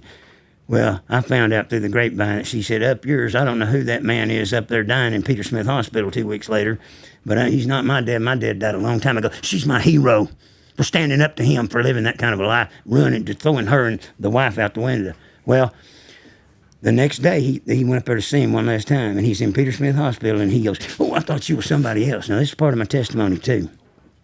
In the book, it will lead on into my other testimony that I've given you about him. He said, I thought you were somebody else. He said, I got a guy bringing me a shot of dope up here. He goes, Trey, what are you thinking? And he goes, well, you think I ought to do it? And he goes, look what it's got you so far. What are you doing? Why are you thinking about shooting up more dope? You're dying. You ought to be repenting and getting right with God your last 24 hours. Well, I'm hooked anyway. I'm dying anyway. I got to have it. The guy walks in next, and he says, I'm out of here. I'm no part of this. That guy gives him the shot of dope, and he fires up in his hospital bed and falls out of the bed and dies the next morning. Went straight to hell. I saw his judgment, I told you. Okay? That fool, if he would have, you asked earlier, will God still forgive you for doing something? To the last minute, Andy. To the last minute. But he spent the last 24 hours of his life, or 12 or 15 of it, shooting up one more time. One more speed rush, one more drug thrill, instead of, God, I made a mess of my life. Can you, if any way possible, can you forgive me? I know what I've done. I've been a fool. I've wasted my life. No, instead, he shot up one more time and died and faced God in judgment rather than in mercy. And he said, for a life wasted to drug addiction, I sentence you to everlasting damnation. Had he spent that last 24 hours repenting, I know God would have forgiven him. Yep. He's a merciful God. You know why the state let him out, though, don't you? They didn't want to handle him anymore. Expenses. Well, they didn't want to deal with it. He's coughing up blood. His lungs are falling apart. They wanted that disease-infected carcass out of there. Well, of he course. He could have damaged and destroyed other lives. They should have contained him. Put him in a cage with the gorillas at the zoo. The guy did not deserve to be free. There's a lot of guys that are, a lot of people that are in prison that are dying of cancer or whatever, that they because they don't want the expenses. Yep. That's... I mean, it's a bad deal. It is what it is. Well, we'll end it on that. It's a hell of a one to end it on. Yep. 2 hours. 2 hours again. Charles, I appreciate you being on. God bless you, my friend. Yeah. Hope things work out with your son getting to go and shoot that big deer down there somewhere. Thank you. This ought to be one for the books. We appreciate you. All right. Appreciate you as always. Got a new series coming out, folks. Shin Gear Public Hunting Series. First one dropped next week. Peace. Goodbye. Yeah, I see.